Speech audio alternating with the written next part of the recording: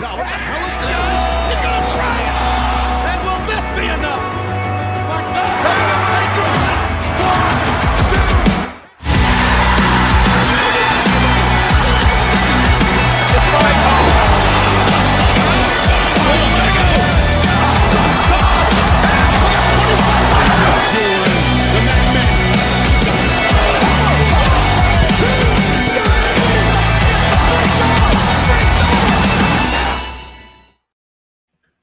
What's up when I pull this down? There it is. You see our faces now. What's up, everyone? Welcome back to another episode of Ruckus Wrestling. I am Josh, alongside my tag team partner in this journey, Justin Toner. How are we doing today?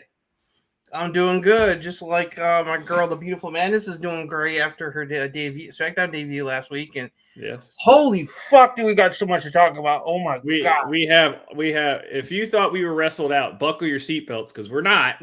But we got nailed with it last week.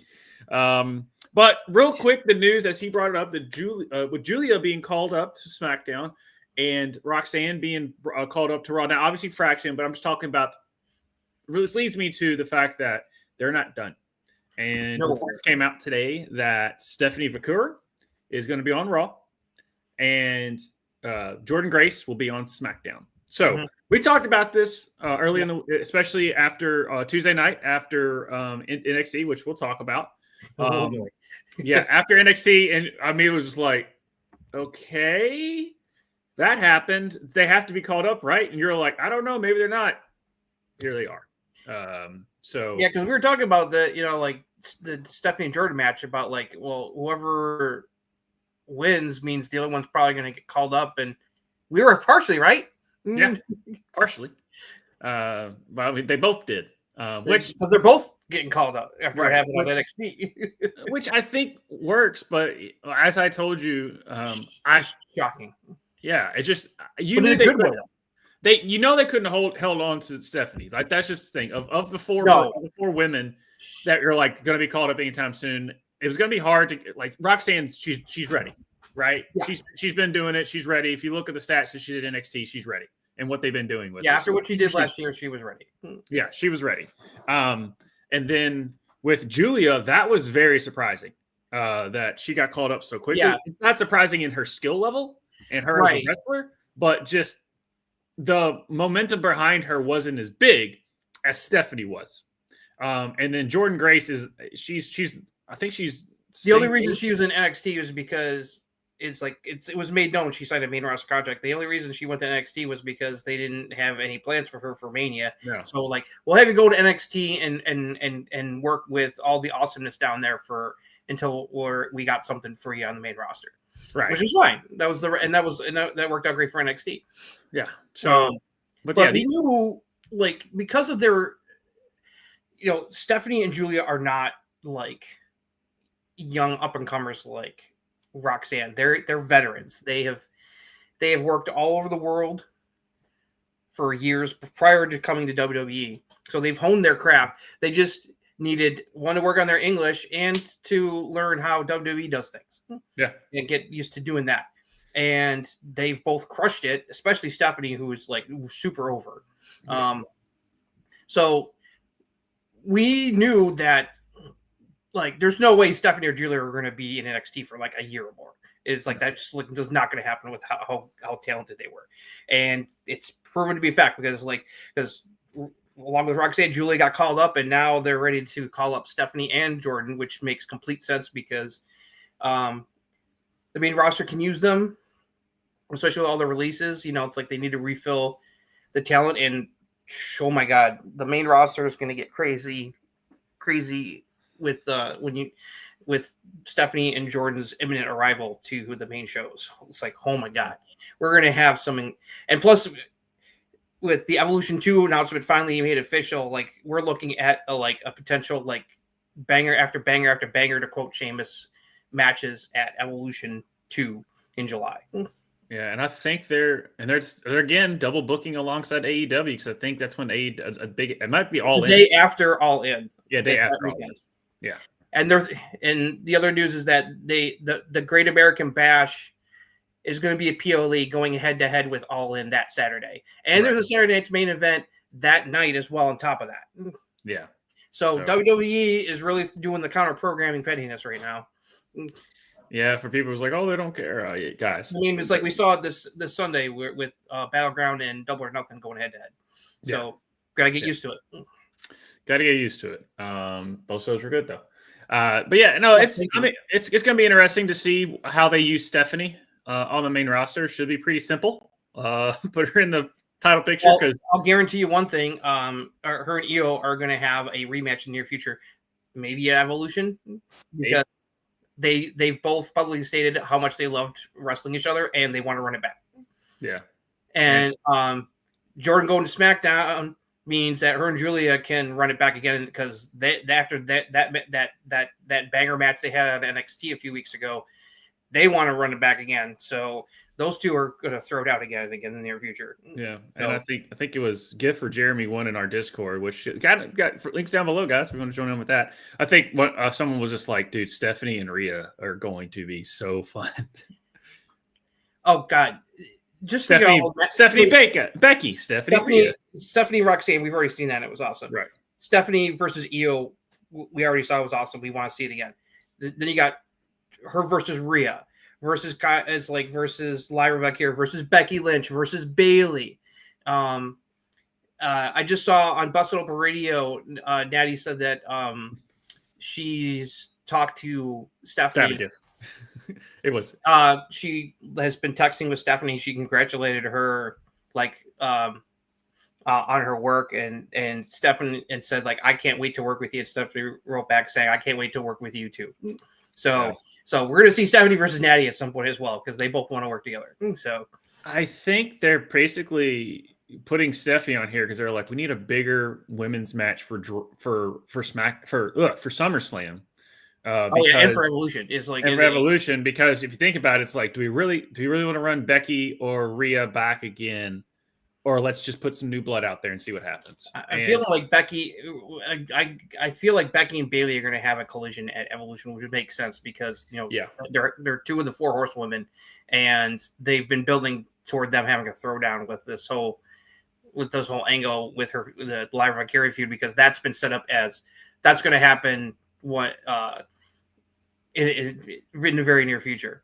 Because I expect Bailey to be showing up either at Money in the Bank or at the Raw after Money in the Bank next week. So it's like, Yep. Hey, Brennan, thanks for joining. Hey-o.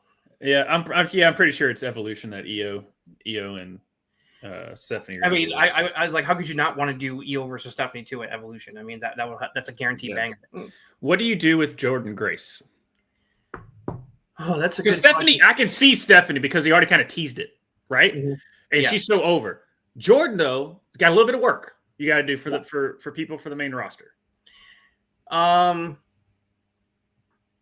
I don't know if they're going to throw her right into the title picture, but she might be a mix in the mid card because they already set up Julie easily going after Selena for the U.S. title with her pinning her on SmackDown. So that's definitely something we could see coming up Evolution. It's like she can mix up with the Chelsea Green and the Secret Service. I mean, there's a lot of potentials. I think I got it. How? Not Jade. No, Jade. No. They're not gonna throw her against Jade. No, Jade's already busy. Jade's got unfinished business with Naomi, and also the Bianca factor is finally going to go back into full effect because Bianca's finally back this week. So you put her against Nia Jax to show her brute strength. Yes. I would put her against Nia Jax. Now that's coming. I was thinking about it. And we're going to get more of that because they're in a qualifying match with Naomi tomorrow night for the Money in the Bank. No, I'm saying like you put Jordan and Nia together because that will show Jordan's physicality. Her taking down Nia Jax, I would show like how badass she is. So I can totally see that.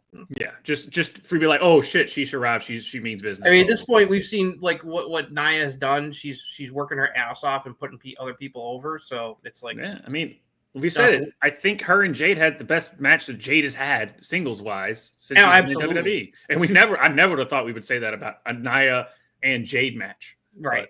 But it was really good. I gotta call it a spade. It was good. And Jade got pinned. So, yeah, it's crazy times. We're gonna get fed really good this women's roster. I mean, on the main shows, and NXT is still friggin' loaded, even with like Roxanne, Julia, Stephanie, Jordan are all leaving here. They still got so much talent there. It's they're going to be just fine. I think this means Lash Legend is going to be next woman up. Oh, Lash Legend is definitely going to be up for sure, and I feel like also Jada Parker and Thea Hale are like right there on the cusp. Same with Lola Vice. I know we're probably not going to talk about it for the NXT show itself, but someone did point out, and it made sense, of Stephanie walking through and all the women just sitting there staring her down. That was them being like, look, we still have a really plethora of rosters. Yeah, look at all this talent we got waiting in the wings. Yeah. I think that was more of them saying like, we still have talent here, guys. And also they all want the NXT championship, as they should. So it's like, and we've seen that even before Battleground, you had, Lash Legend and others telling both making Stephanie and Jordan Grace aware, like, yo, once you guys are done, we want next. It's so. Although, why'd you have to belittle Kalani like that, Lash? Just boom, goes that. Anyway, let's move on to SmackDown, because we've got toward Azaria, Soul Rook eventually splitting off and feuding. Yeah, so it's like, and Soul Rook is the future. I don't care. She's really good. All right, let's move on to SmackDown, because we got like 17 shows. Let's get to SmackDown here. All right. During the opening of the show, as they showed Drew McIntyre entering the building, he was immediately attacked by Damian Priest, and he had to be separated. Boom. Tiffany Stratton came out to cut a promo bragging about beating both Charlotte Flair and Nia Jackson, still being WWE Women's Champion. Alexa Bliss came out to properly introduce herself and warn her that when she wins Money in the Bank, she will cash in on her and cause her downfall. Charlotte Flair then came out to say, while Tiffy is doing great, it won't last long, and when she wins Money in the Bank, she will cash in on Tiffy as well and get the spotlight back. Tiffany ran them both down, saying they were vintage, and she is the upgrade over them, and Julia made her way down for the opening match, and her and Tiffany had a brief stare down. Mm-hmm. Julia defeated Charlotte Flair and Zelina Vega in a triple threat women's match for qualifying the Money in the Bank by pinning Zelina Vega with a Northern Lights bomb, and also with basically a weird missile drop kick to Charlotte Flair. Tommaso Ciampa cut a promo in the back with Gargano where he says DIY is why the tag division is coming together and doesn't like other teams taking credit. He and Johnny promised things are about to change. Chelsea and company. Don't you just love Ciampa promos like this? I love. Oh, dude, it's so good. Chelsea and company mocked Zelina for losing Money in the Bank qualifier, and that led to a brawl with Michi and B-Fab coming in to help Zelina. GM Nick Aldis broke it up and set up a tag team for later. Tommaso Ciampa with Johnny Gargano defeated Chris Sabin with Alex Shelley. Thanks to Candice LeRae. It's about time they just paired all three of these up. These threes together, attacking Sabin behind the ref's back, allowing Ciampa to hit a running knee for the pin.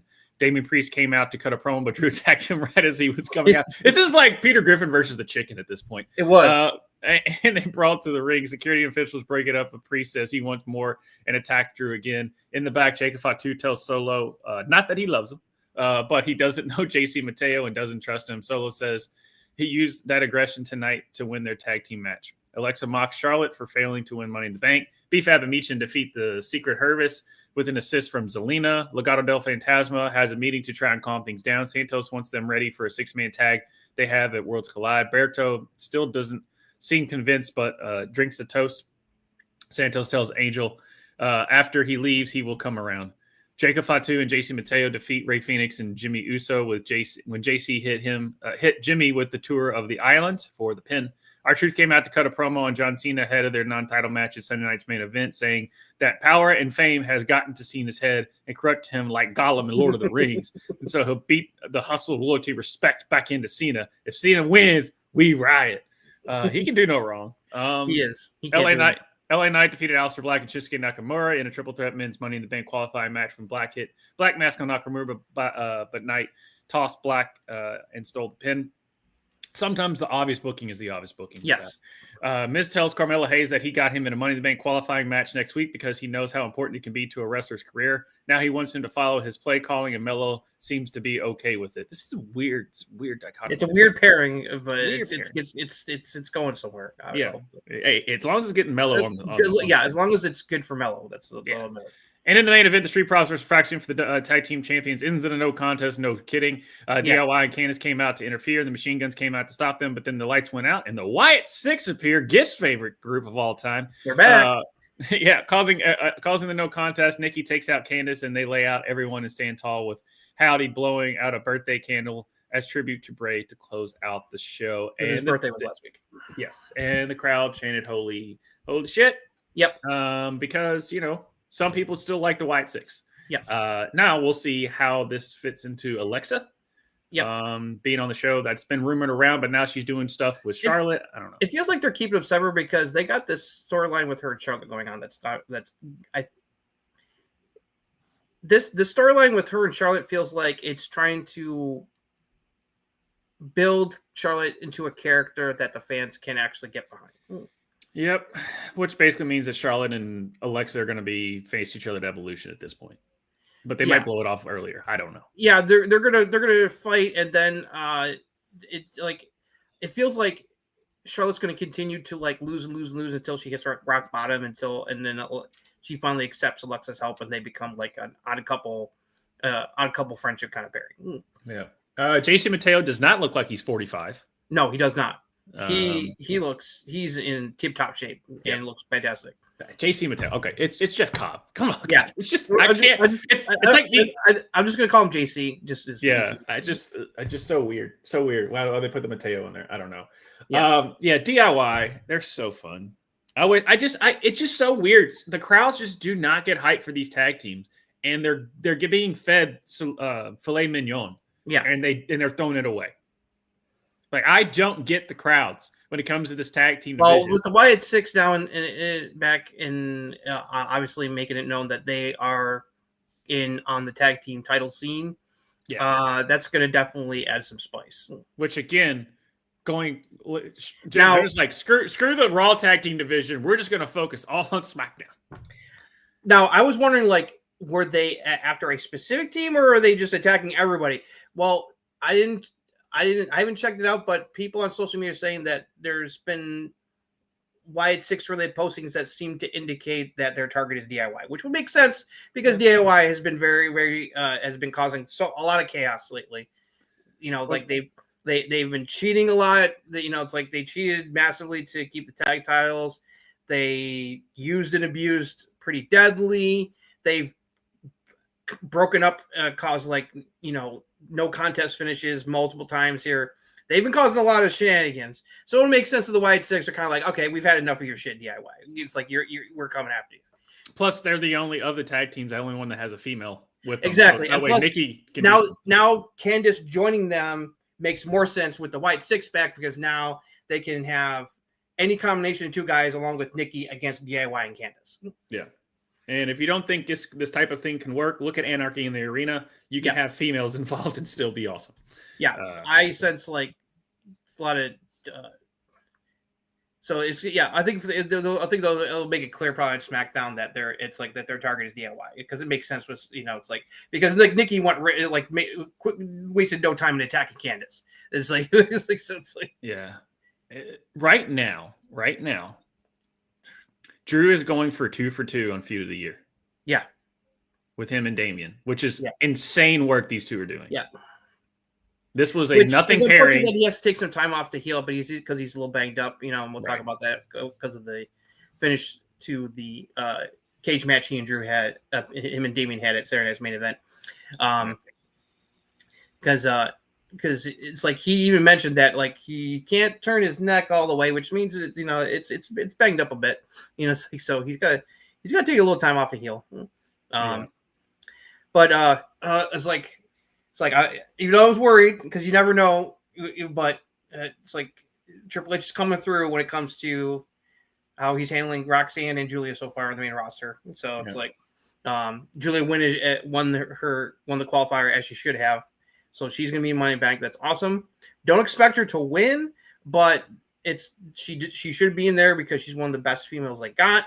And she's no stranger to doing hardcore stuff. If you've seen her work, it's like I checked out her. She enjoys putting pile driving people through tables, like package pile driver style. Mm-hmm. I've seen her do that. I've seen clips of her doing that multiple times to people over in Japan. So it's like she's gonna be packaging pile. She's gonna package pile drive somebody on the ladder. I guarantee it at Money in the Bank. So so we have Julia, Roxanne, Rhea, Alexa. Yeah, we got 2 spots left. 2 spots left. Who do you So who's the other two? Jade? We don't know what the final Raw qualifier will be, except that Liv is going to be in it. We don't know who the other people will be. But tomorrow's final qualifier for SmackDown for the women is Jade versus Nia versus Naomi. Naomi should win that match. Naomi should. I think she will. I don't see them putting Jade in a ladder match. I see Liv winning, especially with Bianca back. I think Bianca's going to accidentally cause a distraction that will allow Naomi to win that match. Yeah, and I think Liv back next tomorrow. And I think Liv will win it because of the Roxanne Liv situation going on. So I think Liv puts more fuel to the match because then they're going to be fighting. Because then it's going to be like, well, it's like, well, Roxanne, you need to help Liv win Money in the Bank, right? Right. It's like, right. But the prize you can be like, no, I want to win Money in the Bank. Yeah. So, anything else on this show before we move on to Saturday night's main event? Let me take a quick look. The LA Knight winning, that made sense. I would have liked to see Black in there, but LA Knight is so over. You want a lot of your most over people in there, and Black just came back, so it's okay. And plus, that set up something for LA Knight and Black to revisit because he's not going to be happy that he basically stole the win from Alistair. Yeah. So it's like, so that set up stuff for later. So I was fine with him winning. The heel team winning makes sense. The final men's qualifier is Mello versus Jacob. I forget who else is in that. I can't. So you would think most likely Jacob, but with the storyline that they're building between him and Solo, Mello should win that because Solo's probably going to accidentally screw it up for him.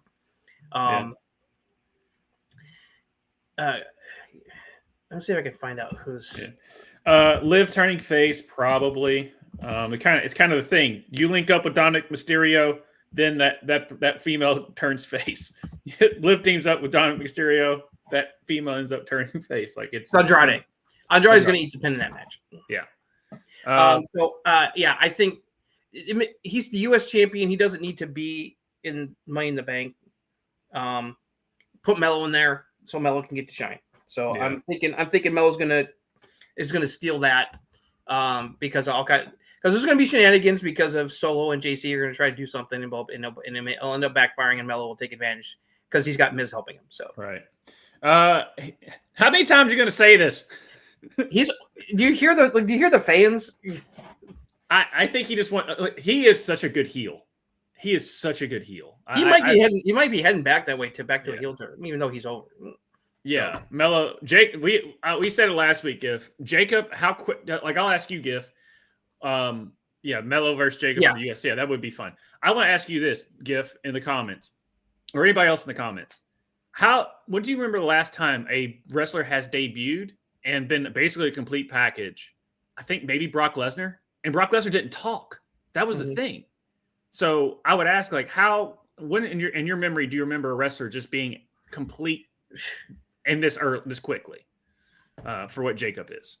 Because Lesnar was a complete athletic freak, but Heyman was his mouthpiece. And then when he finally got the mic, he was good, but then you realized dude goes off script 17 million times and could have done it. So, it helped that he took out Cody as well. So on that. But let's move on to Saturday night's main event. Yes. All right, only a 4-card show, but Seth Rollins and Braun Breaker defeated 5 parts. Sorry, Seth Rollins and Braun Breaker defeated CM Punk and Sami Zayn when Bronson Reed attacked. Finally, who's the third man? It's Bronson. Returned and attacked CM Punk outside of the ring. This distracted Sami and Braun speared him for the win. Bronson was revealed to be the newest member of Team Heyman and then hit Punk with a tsunami while Seth and Braun held him down and they stood tall. Zelina Vega defeated Chelsea Green to retain the Women's United States Championship. They announced El Hijo del Vikingo. Vikingo, guys. I'm sorry. I can't pronounce. Is it El Hijo? El Hijo del Vikingo. El Vikingo is, I think, versus Chad Gable is set. You should say Vikingo. Yes, Vikingo. set for Worlds Collide, and that WWE Evolution, the all-women's PLE will be returning on Sunday, July 13th, which we alluded to earlier in the show. John Cena defeated R-Truth when he tried to hit him with the title belt, but Truth stares him down. He gives it to the ref and then kicks Truth in the balls when the ref isn't looking, then hits the AA for the win. Cena then hits Truth with the belt before leaving. Man, they're just trying to make this heel run work, and it's not. Spoiler alert, it's not working. It's not working. Damian Priest defeated Drew McIntyre in a steel cage by hitting Drew with the concerto, then walking out of the cage to win. Just Ventura hilariously complains about Priest walking out the door instead of going over the top. I think he was also voicing what we always thought. We always thought that was cheap, just walking out. And I'll talk about it more when we're done with the recap. But I agree with Jesse about the finish. So. Yeah. In the back, Jey Uso runs into John Cena. Cena loves the idea of him leaving with the WWE title when he retires, while Logan Paul, a YouTuber, beats Jey for the World Heavyweight Championship. Main event, Jey Uso defeated Logan Paul to retain the World Heavyweight Championship. Cena came out and pulled the ref out when he was counting for a pin for Jey and attacked Jey. Cody Rhodes' music hit to a massive pop, and he returns for the first time since Mania to make the save. He takes out Cena, and Jey hits the splash off the top rope on Logan to pin him and win. Cody then gets on the mic and says he's had enough of Cena's crap and challenges him and Logan Paul to face him and Jey in a tag team match at Money in the Bank to close out the show. They were trying to do Travis Scott, but then they realized Travis Scott is not going to put in the work. I think that's what they're running into right now. I would not be surprised. I was like, well, obviously they don't think Travis Scott is ready enough to do a match because it's like we got Logan Paul instead. Yeah, we got Logan Paul. Fine. It's fine. Yeah, it's fine. Again, you're just needing something to light the. I can't believe I'm saying this. You need something to light the fire in this Cena situation. The problem is a problem that's overall is that when the fans want to cheer someone, they want to cheer someone. They want to boo someone, they will boo someone. If you do a heel turn properly, they will boo people. Like Becky, the Becky heel turn has worked. They are booing her, right? You know, they probably would not like to boo her. They are booing her, and they're getting behind, and they're behind Lyra, which is so. And it's a recurring problem, like where like we'll talk about it a little bit more, but like both Seth and Trick this week had to call out the fans for like it's like you guys are booing me. But like when my music hits, you're all happy-go-lucky, but then you start booing me. So it's like, so fuck you. Right. So what that tells me is that you need, you know, you don't want to. You need to change. Sometimes you need to change the music. Yeah. Like it's like, yeah. So, but yeah, because the Cena heel turns out work. They wouldn't even boo him when he was wrestling R-Truth, who they fucking love. Right. Because you even said, like, if there's he tried, hit him in the balls, use the belt again, just like beat him while he's down. It tells you that it's like the heel turn has failed because the fans don't want to boo Cena. No, it's the same thing with the Roman, but it's not like they're trying. Triple H, for the love of God, pull the plug on the Cena heel turn starting at SummerSlam. For the love of God. Yeah. Because if we got to go all the way through Survivor Series with this, yeah, it's not working. No, the way they executed it was great. The follow up has been a fail. Yeah, because The Rock hasn't been involved, and people were like, because The Rock is not involved, and the booking has not helped either. If the Rock was still around, and him and Cena were actually part of some group, and and they went in more into that story, and they just never did. Nope. And so people were just like, well, what the fuck are we doing here? You're spinning your wheels on trying to make us boo you, and we just don't care. It's the same thing with Roman Reigns. They tried to make him a babyface, and the fans did not care. No, because Vince kept shoving him down the throat, saying, you will like him, you will cheer him. No. And the fans said, fuck no, we don't want to. Like, you don't do, I mean, the heel turn, great. But it's just so hard when the dude has been a face for 20 years. They hated him so much that even when The Rock endorsed him after he won the Royal Rumble, they were still booing him. And you could see the look on Rock's face like going, oh, fuck, this is not good. No. When he was raising Roman's hand after he won the Rumble that year. Yeah. You could see it on Rock's face that he realized that oh, boy, this is not good. Yeah. Because they were booing the fuck out of him. Right. And they were booing Rock because he was raising his hand. Yep. That was the first time Rock was like, what? The people are booing me? What? Oh, well. So it's like this show is such a rush match, and I saw people complaining about it's like to add Triple H and WWE about the commercials. Boys and girls, you if you're saying that, you do not understand how television works. Mm-mm. The network dictates how many commercial breaks are going to happen. WWE's only input is when they choose to put those commercial breaks into effect. NBC tells them that they're going to have this many commercial breaks for this amount length for the show, and WWE has to work with that. So it's like, as much as it's like you want to bitch about the commercials like I do, there's too many fucking commercials. Bitch to NBC, because they're the reason that there's that many fucking commercials, because they are selling to advertisers for this TV time, because it's WWE and it draws people in. So they're going to try to maximize their fucking money. And it sucks because all that commercial time interrupts the show. And plus, with all the other stuff they want to do with backstage stuff with other staff, you hardly have any time for it's just like the last time they did Saturday Night's Main Event, they did it right with only 4 matches. 5 matches does not work with the Saturday Night's Main Event 2-hour format when you have that many commercials. And I think they learned that this time. It's like none of the matches got time to breathe. Not saying all the matches were bad. Like the tag match, I thought was fine. I liked the cage match except for the finish. I actually agree with Jesse Ventura. The finish of the match sucked. I did not like Priest just walking out after he fucking tried to end Drew's career with a concerto, and he just walks out. Right. It's like he should have done like 2 concertos and then pinned him, and then that's how you write Drew off TV. Instead, he does it and then he just walks out. It's like I agreed with a lot of people online who felt that finish was lame. And so it's like Jesse bitching about it is, even though he was probably doing it for completely different reasons, was completely valid. It does look lame. And the way he was griping about it sounded like he didn't know that was a stipulation. Right. he didn't realize that you could actually do that. Like the way, but like the thing is, it's like, man, but if you really think about it, that was still a lame finish for these 2 guys who have been tearing it up together. I saw some people bitching about Jesse. It's like, just let Jesse be. He still provides a lot of entertainment.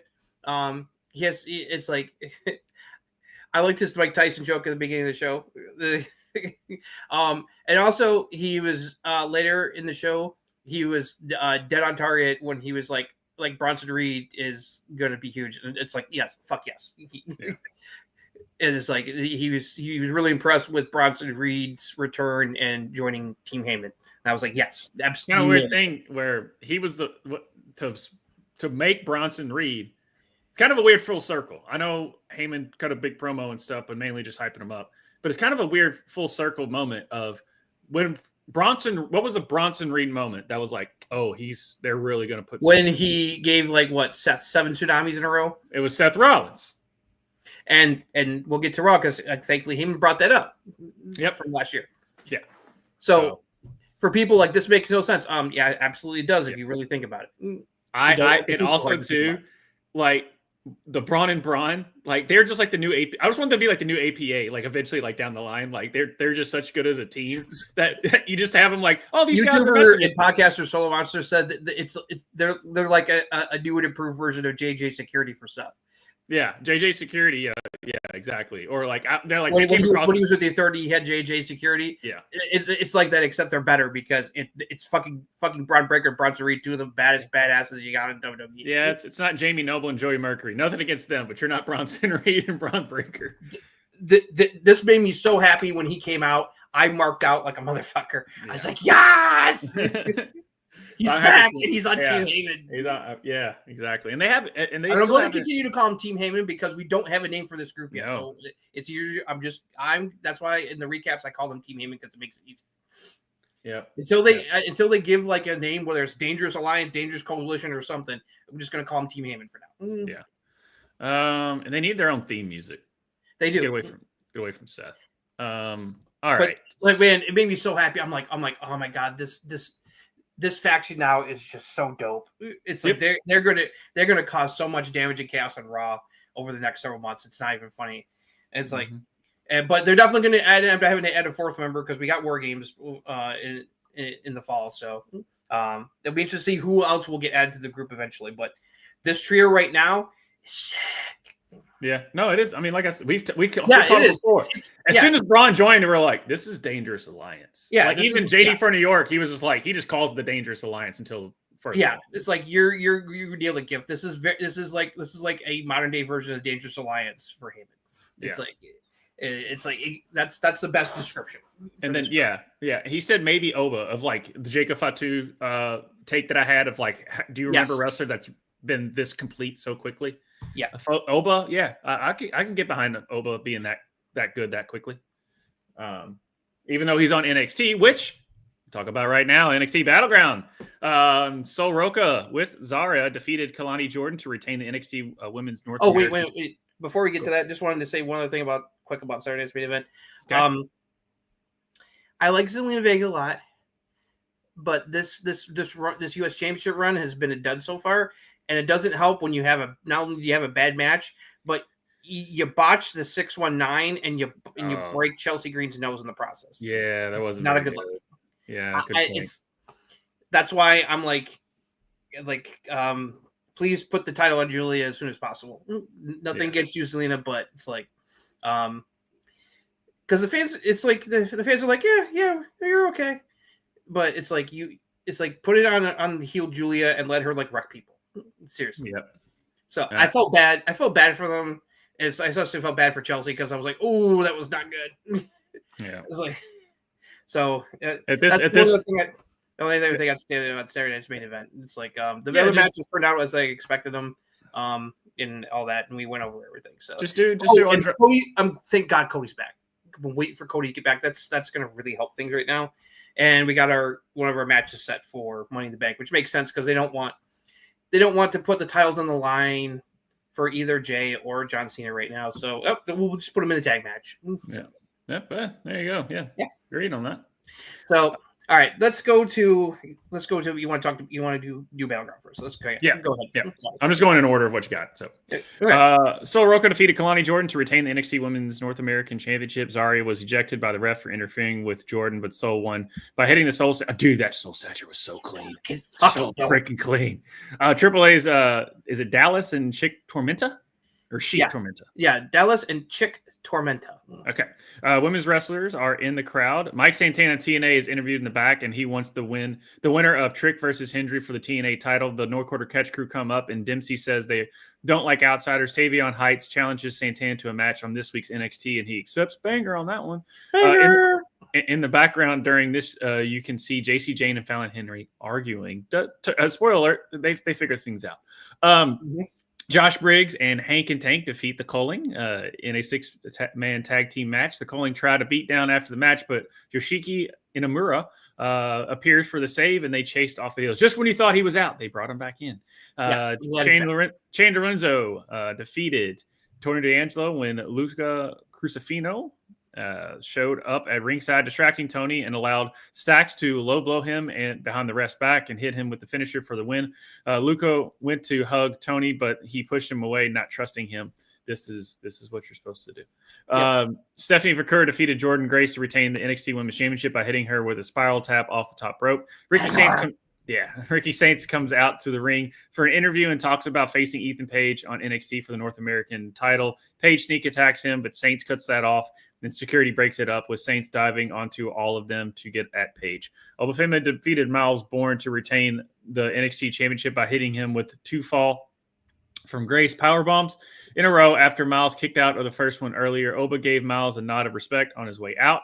Stephanie Vaquera is shown in the back arguing with the women from AAA who were in the crowd. When JC Jane comes up and slaps Stephanie in the face, they have to be separated by Avon and officials, setting up a title match between them Tuesday on NXT. In the main event, Trick Williams defeated Joe Hendry to win the TNA World Championship. Trick goes to use the title belt on Joe, but the refs stop him. He blocks a standing ovation with the eye rake, then flapjacks Joe face first into the title belt, which was still in the ring. He then hit Joe with the Trick knee to pin him with the win. Everyone is shocked as Trick celebrates with the title to close out the show. Like I said even though I don't like it because Joe's my dude. Yeah. But this is I what love Joe. I love Joe too, man. I believe in Joe Hendry. I don't think I know people are going to give crap. They're like, oh, see, this is WWE burying TNA. I'm like, no, it's not. What about Joe Hendry isn't still over? Yeah. And what about Trick needed this ridiculously? If Trick lost this, it would have really hurt him because Joe has shown him to have the upper hand this entire feud, which should have been a warning sign that Trick was going to win the title. Yeah, and I know I kept repeating myself last episode, but that's what I kept saying. I'm like, you're in a lose-lose situation because either fans are going to get pissed because you're burying TNA, or you're going to lose all the momentum on Trick. Yeah. And I would take the pros outweigh the cons on putting the belt on Trick. And plus, TNA has to agree to this. It's not going to be like WWE's like saying like, oh, we're going to put the title on Trick and you have no say about it. No, it's like this is their title, their champion. So they worked this out with TNA. And at first I was like shocked that like, oh my God, Trick actually won. But the follow-up with Santana showing up and then what happened on NXT this week, the path I think is very clear of where they're going with this. It's like Santana said he wanted the winner. Because they've been building Santana up in TNA and getting him ready, and he's made it clear he wanted to get into the title picture. And he said he wanted the winner of Trick versus Joe Hendry for the TNA Championship. And then after Trick won, he tweeted out, he goes, "Well, I woke up this morning and realized that I guess I gotta go save TNA because a WWE guy has taken our title." Right, is what he is basically what he said. And we'll get to it in NXT, and that played out. They're having a match, but I don't think that's going to probably have a clean finish. So, and the other thing is that TNA's big pay-per-view Slammiversary is coming up, and it's going to be in the New York City area. Where is Santana from? He's New Yorker, baby. Right. So, it makes sense that we're going to have Santana versus Trick for the title at Slammiversary, and Santana's going to win the big one to put him over, and I'm all for it because we all love Joe Hendry, but Joe Hendry's so over that it's okay that he doesn't have the title right now. Yeah, it just stinks that they couldn't put the belt on him earlier. Yeah. They could have put the belt on him earlier. Maybe had a longer run, but what matters is that he won the belt and he got to have it for a little bit, and that's fine. Him losing to Trick like this doesn't hurt because it wasn't clean. It didn't. If he had lost to Trick clean, that would have been bad. Yeah. But Trick cheated like a motherfucker to win this title, so it's like it was not clean. No. Just like the finish to another title match on NXT, which was done for a bigger reason because it wasn't clean. So that kind of like lessons that like, oh, come on, man. It's like it wasn't clean. Trick cheated. So I'm like, oh, if this is perfectly leading to Mike Santana winning the TNA Championship, and it's like, yeah, I'm all behind that because he's awesome. Okay, so what do we do with Tony now? I think this is building up to like where it's like the family's gonna be completely dissolved. So, and they went into more NXT, so it's like him not trusting Luca makes sense because it's like he thought that Stax made him go sleep with the fishes, but he's okay, and he just magically decided to return. So it's like he understandably doesn't trust him, and I think the right move would be that Luca is being honest, and it turns out that Rizzo is the one who ends up stabbing him in the back also.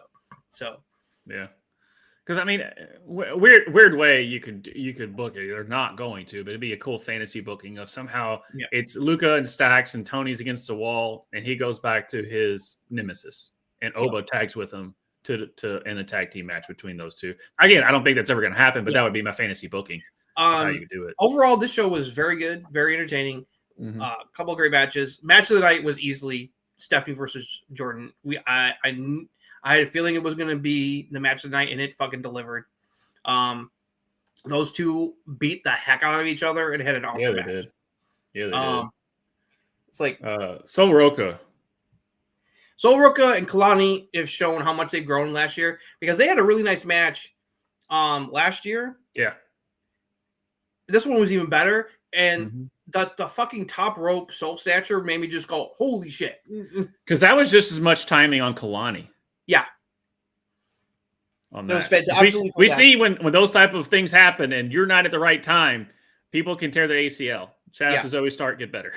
Yeah, and Zarya doing a little heelish interference, trying to help her friend, but it's like it's just more seeds to the eventual breakup of their friendship, which will be sad when it happens because I do like them together. It's and this push that Miles Bourne is getting is working. Miles Bourne stepped up to the plate in this match against Obafemi, and the fans were behind him, and that's all you could ask for. They were rooting for him to try to beat Obafemi. It's like I just like he's also leaning into the Randy Orton things because he still even like he pounded the and he did a very he did Randy this Orton instead of this. He went like this instead of this. Yeah, and then the power slam, and it's like as soon as I said out loud to James, I was like, that was very Randy Orton like power slam, and then right after I finished saying that, Corey Graves was like, that was a very Randy-esque power slam right there, Randy Orton-esque. Yeah. I was like, yeah, no shit. Yeah. All right. But no, he got to look. We knew he wasn't going to be Omo, but he got to look great. The fans were rooting for him, and that's all you could ask for. And Oba gave him a nod of respect, saying because like he kicked out of his finisher, so he had to hit him with it two more times in order to make sure that Miles wasn't going to get up. Yeah. So it showed that Miles has a lot of heart. So this definitely was a big spot for Miles Bourne, and he stepped up big time. Yeah. So I'm really happy for him. Yep. Six-man was fine. I'm glad Inamura is back. I think him and Briggs together are really cool. I like them together. So I'm glad he's back. Boy,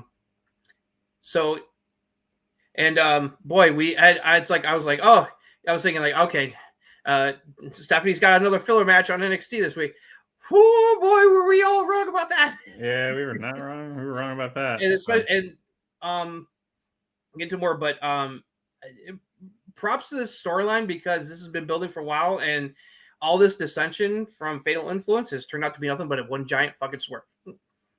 Yeah, and I like that a lot. Yeah, I'm mad about it. Anything else on this show? No. Really enjoyed Battleground. Didn't regret that I chose to watch that first over Double or Nothing. But Double or Nothing ended up being a pretty dope show as well. So let's get to AEW. Yeah, so the opening match saw Mercedes Moné defeat Jamie Hayter in the Owen Hart Foundation Women's Tournament Finals and will face Toni Storm for the AEW title at All In. The commentary team sent their best wishes to Jim Ross, who had surgery this week for cancer treatment. As far as what we saw, and what he's posted on social media, it was success. They removed all the cancer, so hopefully with the radiation treatments, everything, he's going to be okay. Yeah. So best wishes to you, JR. We love you. Yeah, we love you. FTR defeated Nigel McGuinness and Daniel Garcia when Garcia passed out in the sharpshooter. Ricochet defeated Mark Briscoe in a stretcher match. That was fun. The Hurt Syndicate, we hurt people. Can never get over that. Defeated the Sons of Texas, Dustin Rhodes and Sammy Guevara to retain the AEW Tag Team Championships when Shelton pinned Sammy. MJF tried to help them with some interference, but Bobby tried. But I was like, "What are you doing?" And then he spears them. Yep. Yeah. Kazuchika Okada defeated Mike Bailey to retain the AEW Continental Championship with the Rainmaker. Oh, that's a fun match.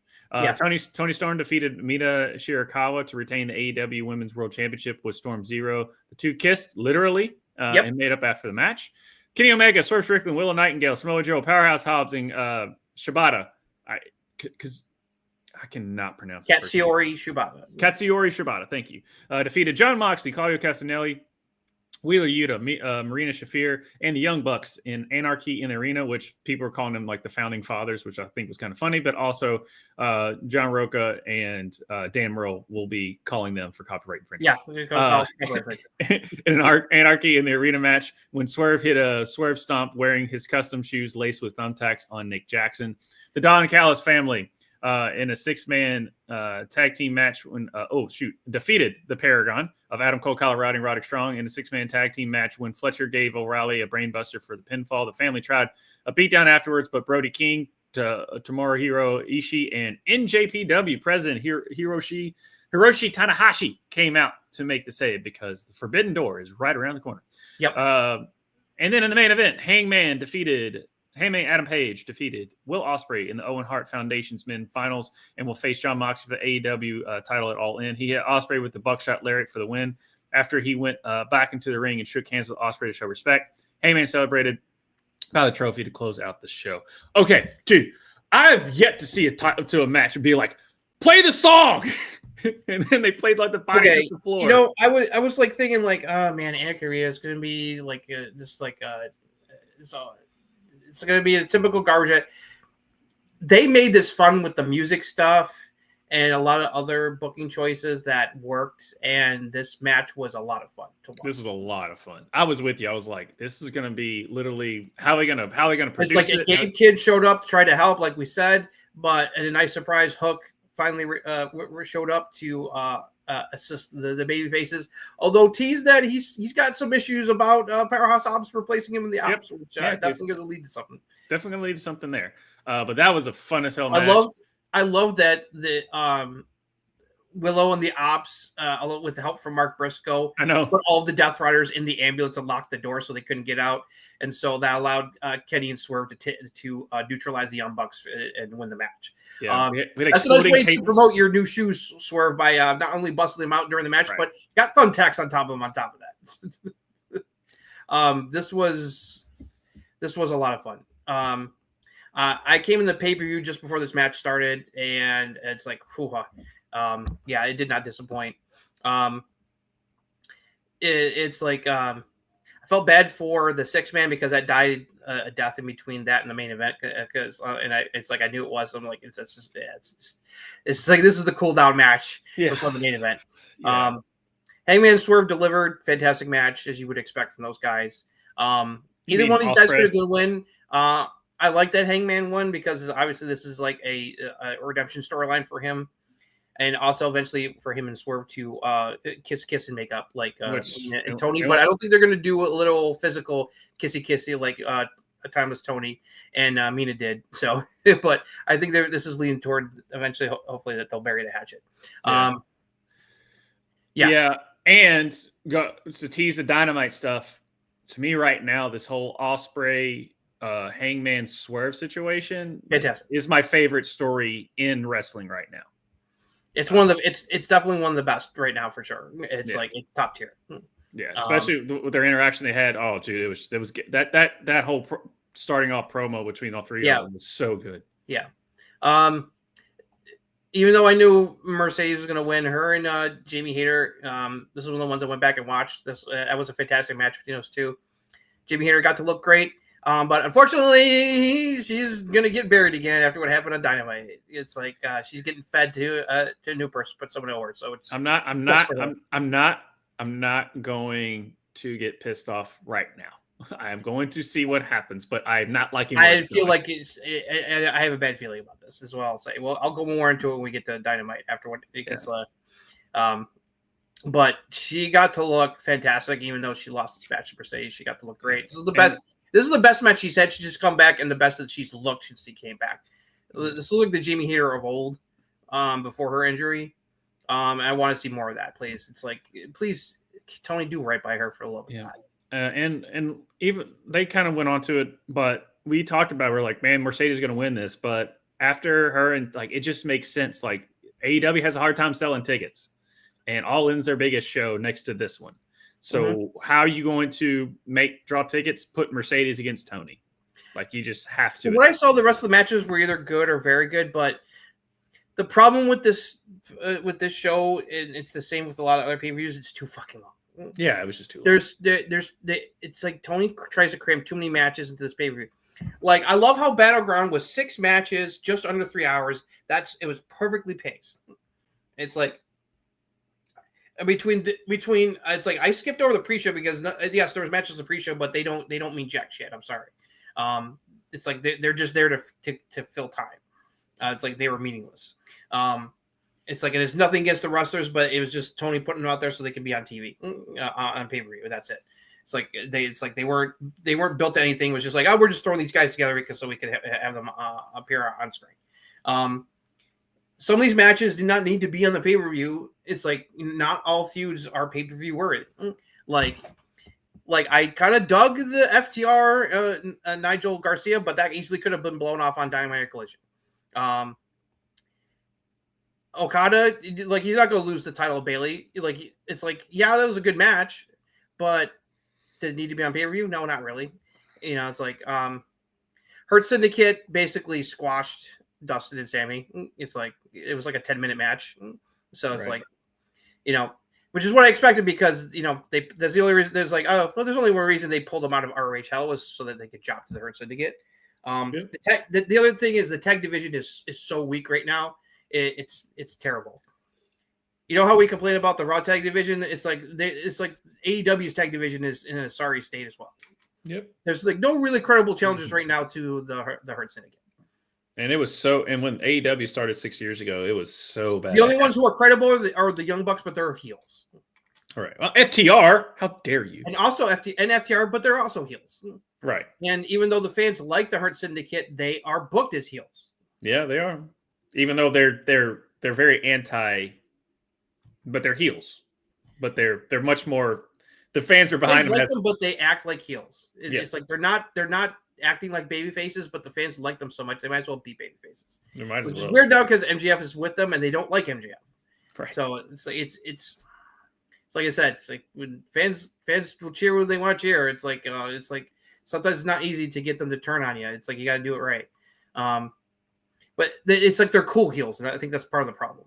It's like they're like kind of like NWO is like, oh, they're bad guys, but they're so freaking cool. Yeah, it's a problem. But despite the length and it's like some matches, it's like didn't need to be on the show. It was still a very good pay-per-view. Thankfully, AEW, even though Dynamite can be really hit or miss these days, usually the pay-per-views deliver outside exceptions. This is the best pay-per-view they had in a while because like we had some really motherfucking shitty finishes, like especially Dynasty. Oh my god, that Dynasty pay-per-view was so disappointing because that main event was such a dumpster fire. It's like thankfully they did the right move by having Ospreay and Hangman be the main event here and deliver a banger match like we know they could. So this ended up being a very good pay-per-view overall. Yeah, no, I had a lot of fun with it. I liked this show a little bit more than what I pretty much got at WrestleMania. Maybe because of talk about just shit finishes like that Cody John Cena match was just such a bad taste in my mouth. Oh yeah. Whereas this show didn't have that. Nope. You no matter who was going to win, the fans were going to be happy because they like both Hangman and Ospreay, and it's like it wasn't like they were like hating one and booing the other. They were into the match because you got two of the best of the business going at it, and we're gonna see who comes out on top. Yeah. And also shout out to Hangman and Will Ospreay because apparently they were arguing on who was going to win, and it was for either one of them. It was Ospreay wanted Hangman to win, and Hangman wanted Ospreay to win, and they basically kept going back and forth. That's the scuttlebutt. Yeah. Some people, especially JD Freeberg, think that doesn't sound good, and I get why. Like, if you want to be the guy, you want to be the champion. You want to be in the title match. Exactly. Why would they not want to win in main event against Moxley? I don't know.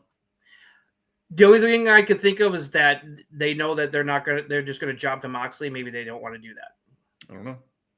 Or they're getting paid so much money they don't get bonuses for being main eventers or anything like that. And it doesn't matter where they are in the card. Hangman and Ospreay are always going to be up there.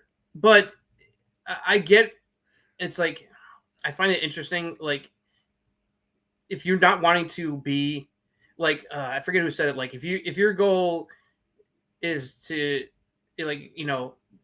be a main eventer and someday be on WrestleMania and hopefully have a main event WrestleMania match. If that's not one of your goals in wrestling, then why you doing it? No, I get it. But it's just weird that that's the first time I've ever heard two wrestlers trying. Yeah, I found that very strange when that came out. I was like, why would one push for the other to win? It's like that. I think they would both want to fucking main event all in against Jon Moxley for the title. Yeah, it's very weird. Very weird. Very weird. That's the only thing I think of. I'm like, either something weird is going on backstage, or like nightmare scenario that Moxley's not going to lose the title at all, and neither one of them were interested in having to do that, even though it's a main event match. It's like that aspect has me worried that they're not going to take the title off Moxley because like I'm so sick of this him having the title. Yeah. But all right. I'm telling you right now, with it being in Texas and Hangman being very over there, even though he's not from Texas, he's a fucking cowboy. If he doesn't beat Moxley for the title, they're gonna. It's like Tony could really alienate a lot of the fan base. Yeah, he could. All right. So But shout out to AEW, solid show. Yeah, really fun. hold on a second. Especially, Let me grab some drink real quick. I'm thirsty. Yep. I'll go ahead and go to the Raw recap while you do that. Go ahead. The show opened with Team Heyman coming out to the ring with the newest member, Bronson Reed, to cut a promo. Heyman hyped up both Braun Breaker and Reed as badasses before turning the mic over to Seth, who bashed the fans for booing him despite singing along with his intro music. He said, "You morons don't know what is best for you, but Seth does. He's the only person capable of leading this company into the future, and the first step to doing that is becoming World Heavyweight Champion. He will qualify for Money in the Bank, win it, and cash in whenever he chooses to win the title, and no one can stop him." Penta defeated Dragon Lee and Chad Gable in a triple threat men's Money in the Bank qualifying match. Vikingo of AAA was at ringside, and Gable attacked him at one point, so Vikingo kicked Gable in the face when he was going to the top rope, and he was busted open. Penta hit the Penta driver on Gable for the win. Also, there was a scary moment with Gable. I'm glad he's okay for a spot there. The Judgment Day was shown in their clubhouse where Roxanne Perez was walked in with chicken nuggets for Dom. Liv Morgan walked in saying, "Konnichiwa, bitches," and silenced Roxanne when she tried to introduce herself and told Dom that Raquel has been keeping her updated on what's been happening while she was gone. Liv said she's going to talk to Adam Pearce about being in Money in the Bank qualifying match next week, and that pop for Liv was something telling. Yeah. Video aired paying tribute to the military for Memorial Day in the U.S. Cody Rhodes narrated the video. Rusev he just destroyed Tozawa in a squash by making him tap out the Accolade. He won't let it go, and afterwards, until Sheamus came out, the two had a stare down before Rusev left. Sami Zayn talked to Jey Uso backstage. Jey told Sami they needed to pick their battles. Jay said, "If you want to stop Team Heyman, then go win that Money in the Bank qualifying match and win that briefcase." The New Day defeated American Made and the War Raiders in a triple threat tag team match for the World Tag Team titles. Ivar hit a crossbody block on Kofi. Julius hit a running knee on Ivar on the top rope. Woods capitalized to hold Julius down for the pin. Liv and Raquel came up to Io Sky and Kairi Sane in the back to mock Sane for losing her Money in the Bank qualifier, and Liv vowed to win Money in the Bank again and cash in on Io. Kairi had enough and challenged Liv to a match tonight. Jey Uso came out to cut a promo and was interrupted by Gunther. The two had words ahead of their title match on the June 9th Raw after Money in the Bank. Kairi Sane defeated Liv Morgan, where Roxanne came out and shoved Sane off the top rope when the ref wasn't looking. Raquel got upset at the Prodigy, and they argued, and this distracted Liv enough that Sane rolled Liv up from behind for the win. Back in the Judgment Day clubhouse, there was arguing over what happened. Roxanne was there. Raquel tried to blame Roxanne for what happened, but Liv told Raquel it was her fault. She is the veteran, should have known better. She left as both Finn and Roxanne had smiles on their faces. Lyra Valkyria came out for a promo. She said that she thought beating Becky at Backlash meant it was over, but Becky has gotten a rematch between them set up for Money in the Bank for the IC title. Lyra says she's going to beat her again, and now it's personal. She's going to hurt her and break her ego. Becky came out to respond, saying she was going to let things go, but then Lyra cost her the Money in the Bank qualifying match last week, so now it's payback. She put in some additional stakes into the match. If Becky loses, she will not challenge Lyra for the title ever again, but if Becky wins, Lyra has to raise her hand in victory. Lyra accepts. Sami Zayn was walking backstage when Karrion Kross spoke. Woo! Finally, he's on TV. Spoke to him, saying he should have taken Seth's deal to go to SmackDown. Kross said that Zayn knows he can never win the world title. Zayn says he'll deal with him later. Main event, Seth Rollins defeated Finn Balor and Sami Zayn in a triple threat men's Money in the Bank qualifying match. Zayn hit the haluva kick on Seth, but Braun Breaker pulled him out of the ring to prevent the pin. He and Bronson Reed started beating up Sami. Jey Uso came out to back Sami up and attack Braun and Bronson. While they were fighting, Dom came out and slid in a chair into the ring, but not close enough for Finn to grab it. This allowed Seth to hit the stomp on Balor into the chair for the pin. Seth told Braun and Bronson to continue to beat up Sami and Jay, but then CM Punk's music hit. Braun and Bronson went up the aisle to stop him, but Punk came in through the crowd and sneak attacked Seth in the ring and hit him with the GTS. He escaped back into the crowd before they could get their hands on him. Punk celebrated into the crowd as the heels yelled at him to close out the show. Go ahead. This was a fun Raw. I love the opening promo from Team Heyman. Heyman hyping up how awesome and badass both Bronson Reed and Braun Breaker are was great, and they both look fucking dope in suits and glasses. They just like ooze like you do not want to fuck with these guys. I love everything about this group right now. Seth's cut promo to expect. It's like he's first step in the takeover is to win the world championship. So he's got to win Money in the Bank in order to get that, make sure that's going to happen. So he'll be able to cash in on Jay, whoever's the champion, anytime, anywhere. I'm loving everything about the storyline with the Judgment Day and the Prodigy. It's very clear Finn and Roxanne are doing a lot of this shit on purpose to fuck everything up and cause chaos. I mean, the smiles in their faces at the end after Liv was like, Raquel, it's your fault. And I was like, yeah, that's right. Because I was like, the Prodigy was doing her job. She was out there to help Liv. And she did that. She was helping Liv win, but Raquel fucked it up by bitching at her and distracted Liv, and Liv lost. It's like, if Raquel hadn't done that, everything would have been fine. The Prodigy did exactly what she was supposed to do. So it's like, don't be putting that on Roxanne, Raquel. Yeah. That being said, it was weird of all the things. Liv got distracted because Roxanne and Raquel were arguing. Mm-hmm. That was a little cheap, but I went with it. Yeah. It was a little cheap though. But I love that Liv was correct in saying, no, Raquel, it's not Roxanne's fault. It's your fault. Right. I was like, yeah, damn right. Yeah. But Finn the whole time just smiling. Yes. I'm like, he could have held it in, but whatever. Yeah, no, and Roxanne's kind of like over here going, Yeah. So I just love that, like, it's like that Roxanne is scheming with Finn to do all this shit and just blow everything up. I'm absolutely loving this. Yep, it's pretty good there. Yeah, I'm glad that Gable's okay, because that was was scary. It's like, no, that could have been really bad. Yeah, it could have. He dropped a brain on his fucking face. Yeah, and then ironically, that didn't bust him over the hard way. Vikingo busted poor Gable open the hard way with that kick to the to the face. But thankfully, somehow Gable did not get a concussion, and he was able to finish the match. So God bless him. But this made perfect sense. It built up the rivalry between Vikingo and Chad Gable ahead of their Worlds Collide match. Worlds Collide shaped out to be a fun show. We got Vikingo versus Gable. I got Stephanie Ricker and Lola Vice teaming up against those AAA ladies. And we got the 6-man. And then we got a banger fatal 4-way we'll talk about that came out of NXT. So it's like... looks like Worlds Collide is going to be a fucking fun show, and it's like, and they're probably not done with the match. We only got like 4 matches announced yet. Yeah. Although WWE, be careful.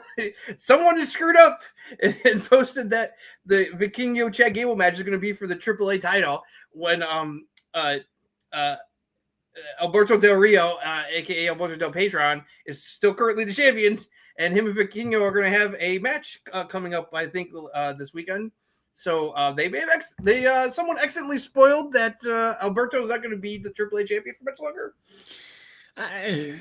Yeah, someone got a little talking to on that one. But also, they might have done it on purpose for PR purposes, being like, see, we're not really working with Apparently, that did not air outside the U.S. That mistake did not happen. Was not shown outside of the U.S. So, but still, it was just like, it's like for people who was worried about that, they were going to have Alberto Del Rio, be working with WWE again.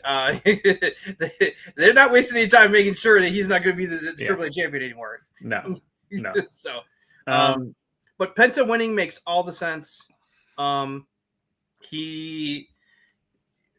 seen him in ladder matches, like in AEW. Holy cow! It's like him in a ladder match. You want him in a ladder match because he's going to do crazy shit. Hopefully not too crazy like that and not getting someone hurt. So it's like, it's like, Penta, we love you, but please be careful. So that win made perfect sense. Of course, Seth winning in the main event made perfect sense. We'll get to that in a second. I like the face-off between Lyra and Becky. I will say this. I mean, the fans weren't like very excited while Lyra was talking, but one important thing happened. They were not wutting her. When you're getting wutted, that means that the fans are really not interested.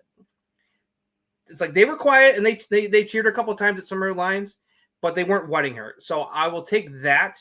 That's progress. That's a good thing.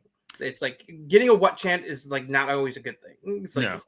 That being said, speaking about, when the crowd's not behind you, that triple threat tag match. Yeah.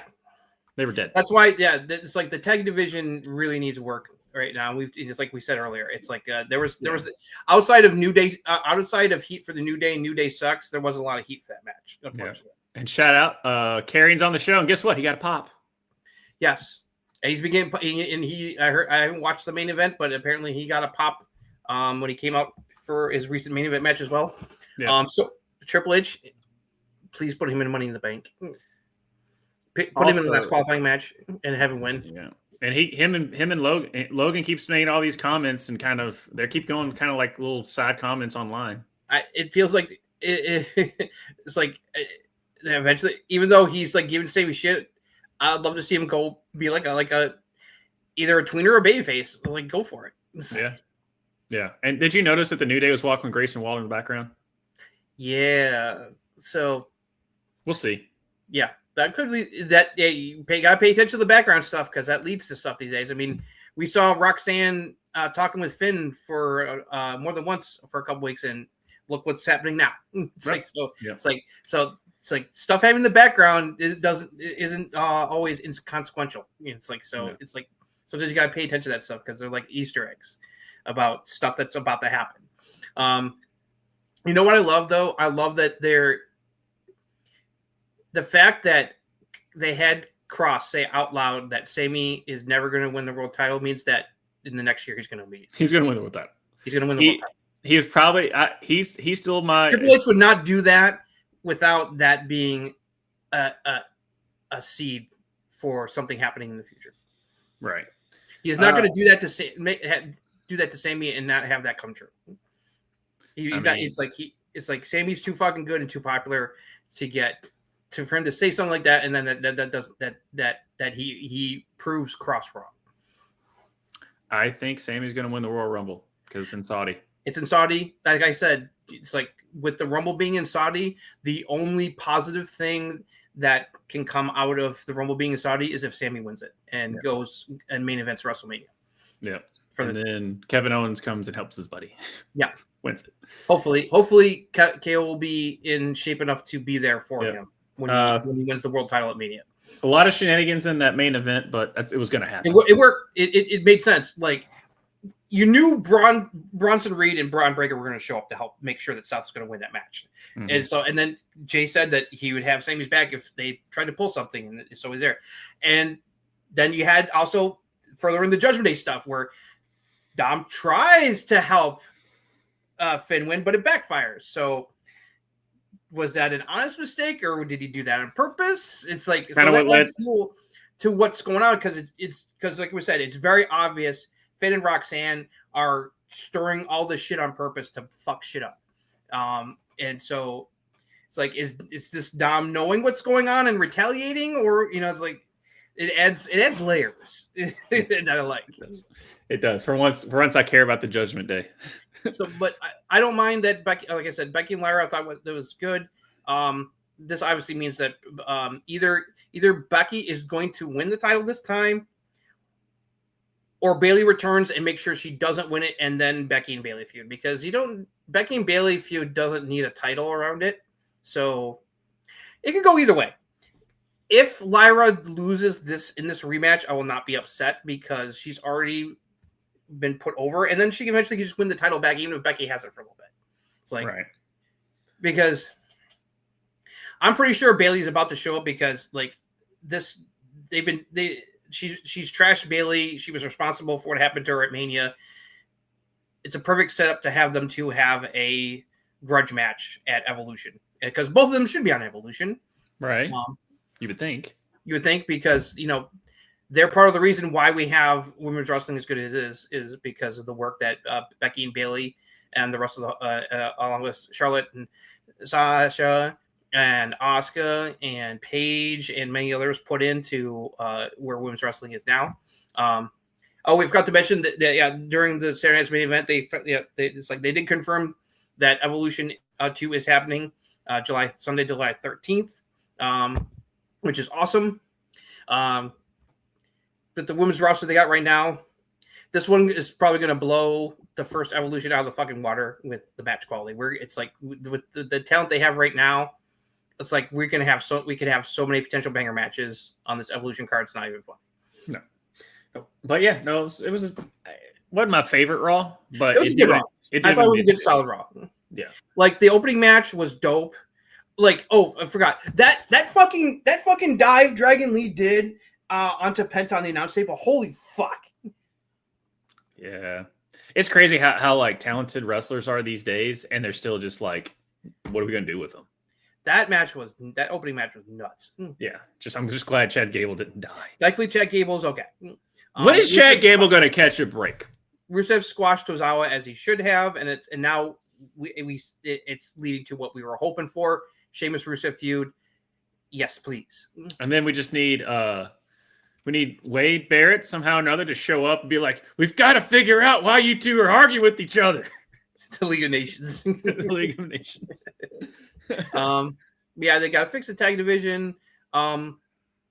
Yeah, I'm glad that Kyrie got a win. I knew she was going to win the match because there's no way you're going to have Kyrie job twice because he wasn't supposed to job last week because that was because the other reason she took that pin was because Zoe got hurt.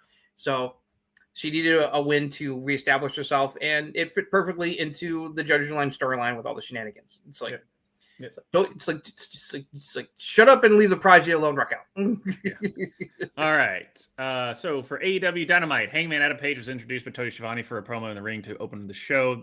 He thanked Ospreay for the fight of his life and said he will carry the company someday.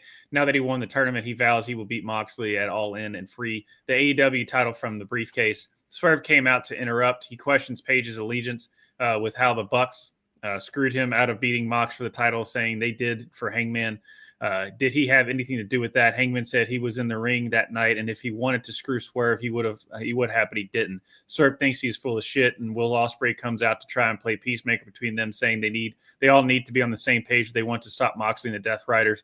Swerve knocked the mic out of his hand, saying he will never work with Hangman, and Hangman told him he won't work with Swerve, and both men left, leaving Ospreay frustrated. Oh, God, that was so freaking good. Hangman and Swerve just need to hug it out, and everything will be okay. Yeah, it's fine. It's fine. Yeah, they just burn down houses and shit. It's fine. Yeah. John Moxley, Marina Shafir, and Gabe Kidd defeated Mike Bailey, Will Nightingale, and Mark Briscoe in a 6-person tag team match when Moxley choked out Briscoe for the win. Because it's like, they really don't want to screw over Will Nightingale and Mike Bailey. Hey, Mark, you take it's like we'll have Mark take the pin. Yeah. Oh, got it. The Hurt Syndicate had a pre-tape promo with MJF vowing to win the AEW title again, and that Lashley and Shelton will never lose the tag titles. It's not personal; it's just business. Never lose the titles while he's there. Yeah, never lose the titles. Yeah, right. They're so fun. Ricochet did a promo backstage saying he is still on a quest for gold in AEW, and that he thinks he needs to recruit some help and form a crew to make it happen. Because we need more factions. Sorry, Tony, we don't need more heel stables right now. Thank you. No.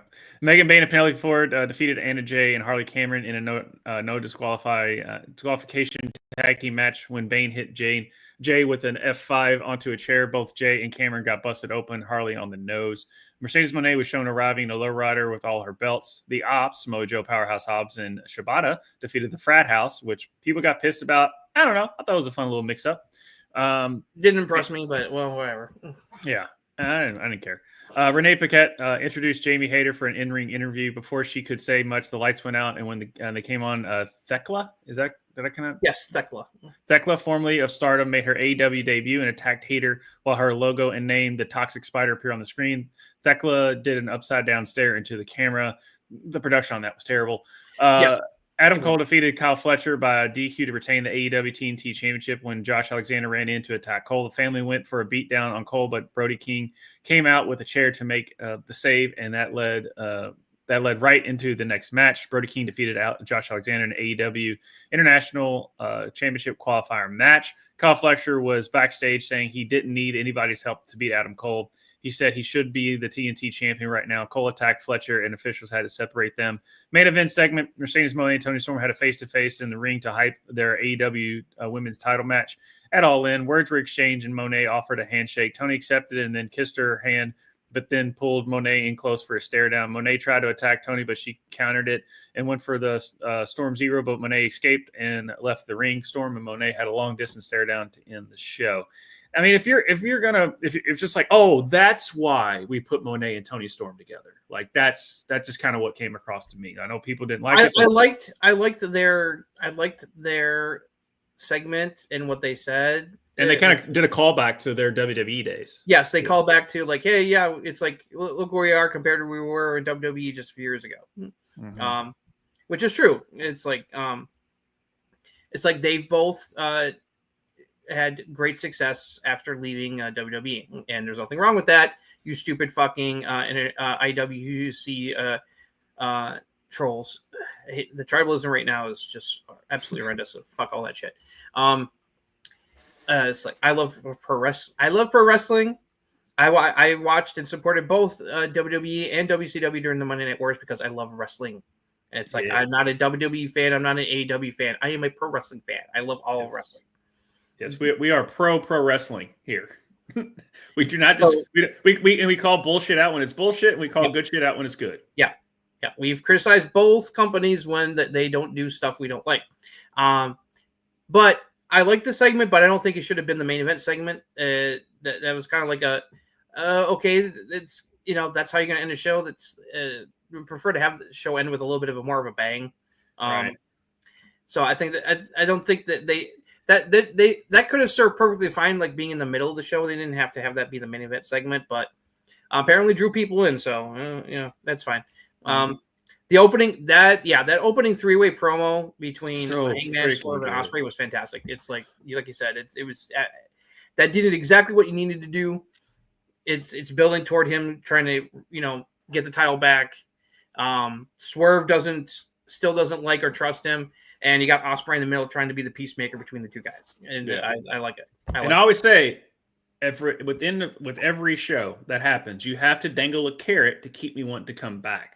That was the carrot for this show. Like I always look at where's the carrot? They gave me the carrot. The Wyatt Six stuff, that was the carrot to me. On Raw, Roxanne Perez is on Raw, so that's the carrot that brings me back every single time on that. But that segment, and when Swerve swatted that, he launched that microphone. I mean, it was also Swerve. I guess tables, ladders, chairs, and staple guns when it comes to Swerve, because the dude loves the staple gun, and that is just one wrestling thing I don't like. But Swerve makes it happen, makes it work. Outside of that opening segment and the face-off between Tony and Mercedes, this was kind of like a very okay. It was Dynamite, very uneventful. I'm just glad Adam Cole didn't get injured again. He could have, because dear God, he almost apron bombed him right on his fucking head. Yeah, and people are now calling Kyle Fletcher trash. I'm like, no, dude, make mistakes. Kyle Fletcher is amazing, so shut up. Yeah, it just so happens. It's just it should happen sometimes in wrestling. Thankfully, that didn't happen. I mean, you think Penta, Dragon Lee, and Gable are terrible wrestlers? No, they it's like sometimes botches can happen. Yeah, like freak accidents can happen. It's like even the best wrestlers. Some are very lucky to never accidentally injure someone in the ring. Like Bret Hart is right when he says that one of the things he's most proud of is that he never did a botch during a match that led to someone getting injured. Yeah. It's like and that is something that you can be proud of, because because that happens very frequently. It's like every once in a while freak accidents will happen. That's what people gave Baron Corbin props for, because he was a very, very safe wrestler. Safe worker. Yeah, he's a safe worker. So yeah. Like you were saying, it was just a very okay show. But they basically bookended it with two solid segments that's gonna that gets me interested. They really botched I think they kind of botched the Thekla debut, because it didn't really impress me, and like I said, it gave me vibes that Jamie Hayter is about to get buried in Thekla. The production of it was just weird. Like they showed her entrance, and next thing you know, she's already on the ground, and then she has to pick her up and then hit her with a move. Where it's like there should have been a stare down, and then she laid out Jamie Hayter. But for some reason, Hayter was already on the ground, and so she had to pick her up and do something to her, and then do her thing. Yeah, it was weird. It felt like it felt very messy. Yeah, but nope. But yeah, like I said, I enjoyed those segments were just so damn good, and this is like some of the wrestling matches, they were good, but this is the type of AEW I'm expecting. So it's not like, oh my God, that match was a banger. Well, AEW always delivers solid matches typically. Ricochet doesn't need to be part of a fucking. It's like, come on, Tony. It's like there's enough fucking heel stables as it is, dude. I mean, dear God, We got the Death Riders. We still got the Elite. Sometimes, Don Callis family. We got the Don Callis family. It's like the Hurt Syndicate. It's like the only real babyface faction group right now is the Ops. It's like, and they're awesome. Because Samoa Joe is the mouthpiece. Have more babyface groups. It's like for the love of God. It's like, yeah. So yeah, it's an all right show. I was expecting something a little bit more punchier coming out of Double or Nothing, which was really good for you. But can't win them all. It wasn't horrible. It wasn't a bad show. I was just expecting a little bit more, some more eventful stuff. I'll give it this. How many Raw after Manias can you remember that were dog shit? A lot. Other than this year, they have been let down. So when people are like, "Oh my God, AEW," this year's Raw after Mania kicked ass. So it's the best Raw after Mania we've had in forever. So that's my argument. When people are like, I know that AEW needs to capitalize because they're only 6 years old, and I understand that. But especially with WWE being super petty and counter programming like crazy right now, it's like you voice your frustration, but I always will look back and be like, how many Raw after Manias were dog shit? Mm-hmm. But yet you don't have that same mentality, and you're going to just try and bury AEW. I'm like, they did two of these things were way better than what the segment between Hangman, Swerve, and Ospreay. That was the best segment of this week. Yeah. In all promotions. So, and then the Monet, yes, it was in a weird spot being the main event, but it damn delivered. Yep. And then you had stuff in between. But that happens. But that's my little, hey guys, don't just bury AEW because it was an okay show after a great show. Exactly. On that. All right. NXT. Holy fuck. We're ending on like a what? Holy shit show. Yeah, because the show opened with Ethan Page defeating Ricky Saints. What? To win the North American Championship. At one point, they were done with the shots. Yeah. At one point, Page hit Wicked Grin on Ricky that put his throat ring over an unfolded chair. That was a great spot. Props to Ricky. He created some extra spit and it was coming out of his mouth to really sell that he was like injured. It's like he really sold the fuck out of that. Yeah. Props to Ricky. He sold the throat being damaged the rest of the match. Page snapped to the top rope into Ricky's throat, followed by the Wicked Grin for the pin and the title. Kind of crazy. With that, I'll get my little thoughts on that in a second. All three of Fatal Influence were interviewed. Fallon said she should have gotten the title shot tonight, not JC. Then they took shots at each other about how they had lost title matches. JC said it's fine if Fallon is in her corner tonight or not. The video aired about TNA's Mike Santana introducing him to the WWE audience. Guess what, Mike? If you didn't know, now you know. Mike Santana is awesome. Josh Briggs and Yoshiki in a. I will get these Japanese names down. I swear to you, I will do it. We're gonna work on it, buddy. Inamura were together in the locker room. Inamura said that he came back for Briggs. Inamura said that there are still things to accomplish. Briggs suggested they become NXT Tag Team Champions together. Inamura suggested maybe something even bigger than that. I don't know what that is. I'll get to that when we get to the end. Yeah. Mike Santana defeated Tavion Heights with his spin the block discus lariat for the pin. After the match, Santana and Heights shook hands and hugged. Charlie Dempsey didn't like that. That match was amazing. Yeah. The High Rise, still getting used to the name. Stable of Wesley, Tyson DuPont, and Tyreek Igwe. Cut. Did I get that right? Igwe? Yep. Okay. Cut a pre-taped promo. Lee said that you shattered the glass ceiling by staying true to the cause, and they will rise. Kind of corny, but whatever. It's Wesley. I don't care. You can do no wrong. Andre Trace spoke to his Chase U students, Kale Dixon, and Uriah Connors, trying to give them advice when Ava came up and said they can face Dark State in a tag team match next week. They said it's just the two of them against, but Ava said it would be a 6-man tag and they would have Chase with them. Chase was frustrated and yelled, "We're not a team," at them. Interesting. Tony D had a chat with Luca. Asking him where he's been. He said Stax left him alive in the desert. He chose to stay out of the fight to not hurt Tony, but changed his mind. He did not mean to cause Tony the match when Tony accuses him of it. Tony says he doesn't know if he can trust him, but Luca assures him he can. That's just like a weird Kyrie Sane Bailey situation going on with that. Trick came out to cut a promo bragging about becoming TNA champion and ran down the fans cheering him during his into booing him afterwards. Trick claimed he would talk to management and make some changes while claiming that TNA is now Trick NA. Mike Santana came out to interrupt and ran down Trick, saying he is pretender champion and he's going to be the one to take the TNA world title from Trick. Santino appeared on the video screen saying, hold on, Trick, you're going to be fighting a TNA champion. He talked to Ava, and next week on NXT, Trick will defend the TNA world title against Santana. Ava talked to Stephanie Vaquer in the locker room, telling her she was going to face Triple A's Dallas and Chic Tormenta in a tag team match at Worlds Collide and needed a partner. Lola Vice came in and said she would gladly team with Stephanie. Vaquer agreed, and Ava made it official. Yes, guys, Stephanie is going to be called up, but she's not going to call up right this moment. No. Jada Parker defeated Tatum Paxley with Hypnotic. After the match, Thea Hale came out to attack Jada as payback for last week's attack. Woo, go Thea.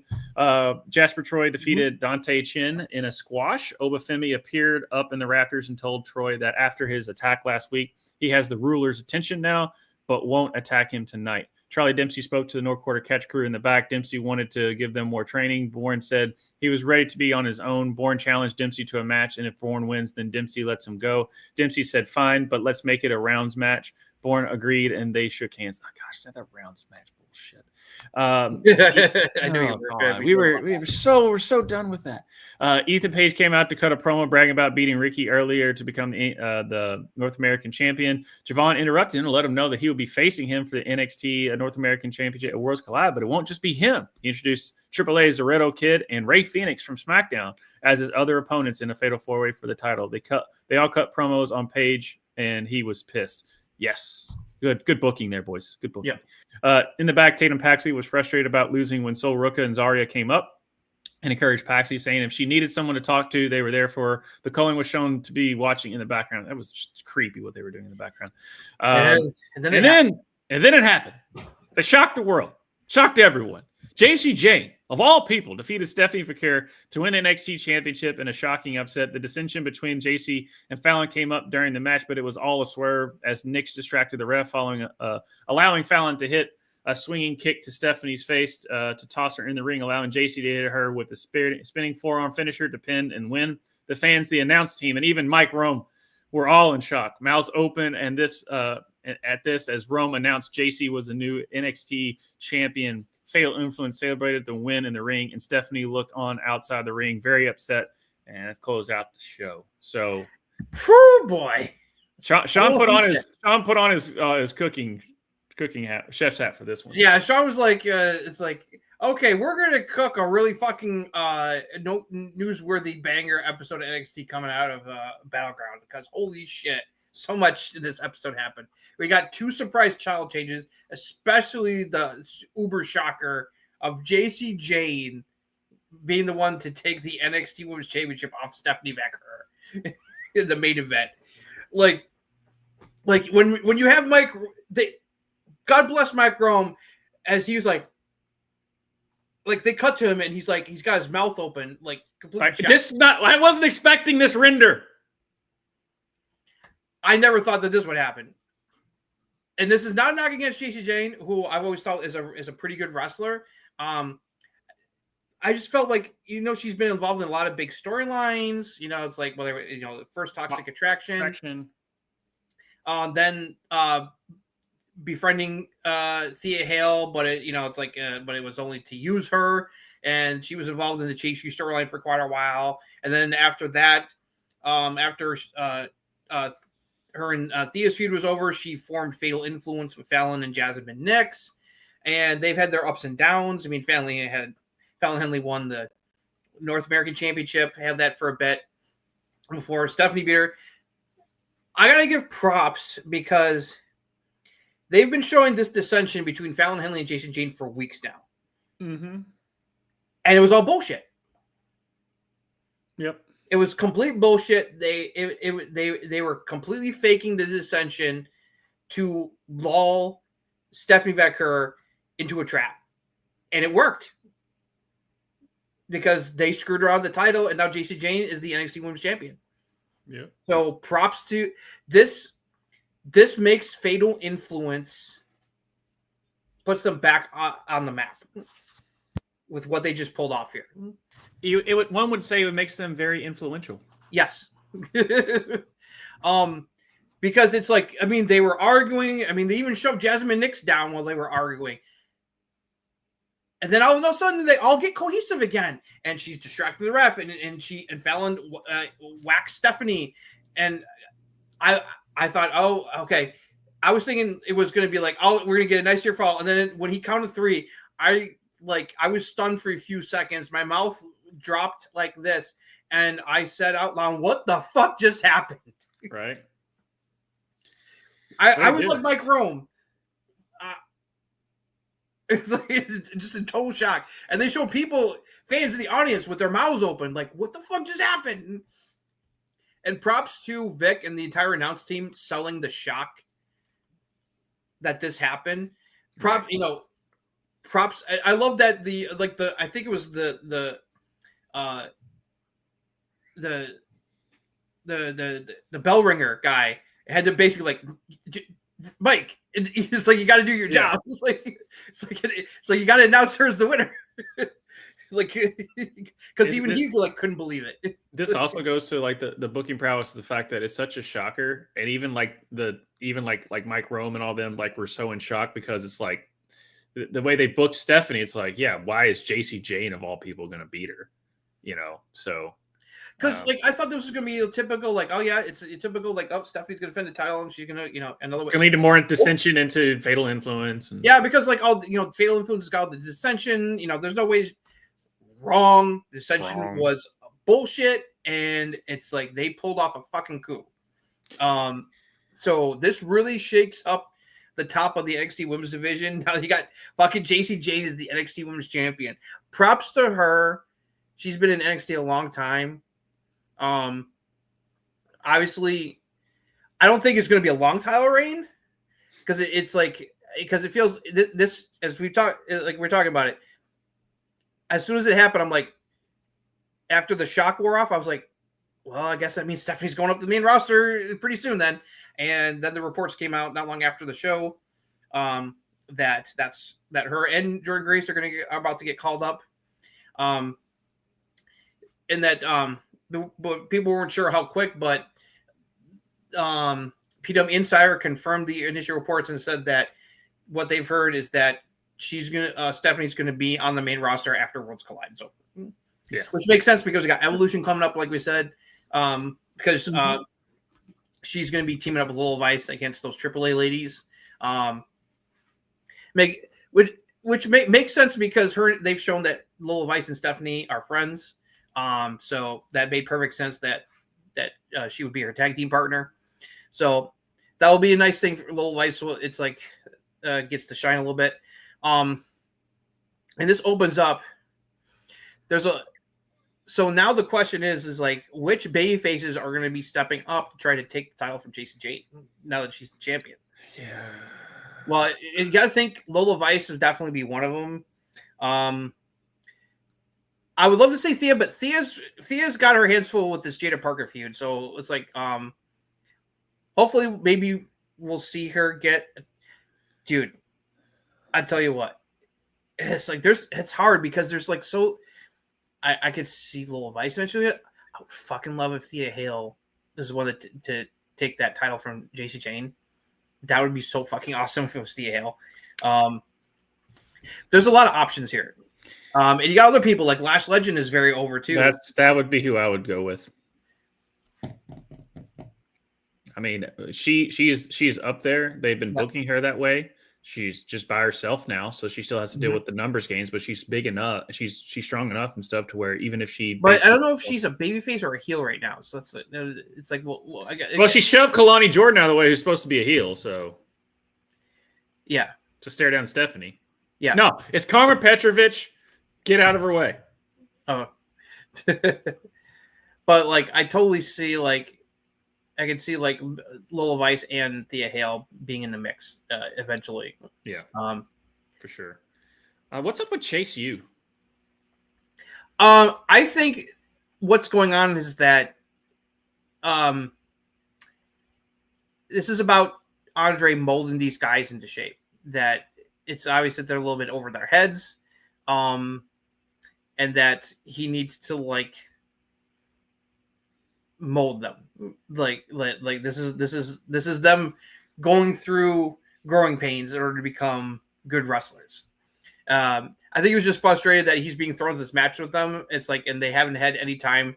They haven't worked as a team before. That's why he's like, I think that's what he meant by we're not a team, because they haven't wrestled together before. It's like, right. And they're supposed to go up against Dark State, who is a well-oiled machine at this point. It's like, yeah, that's why Andre Chase.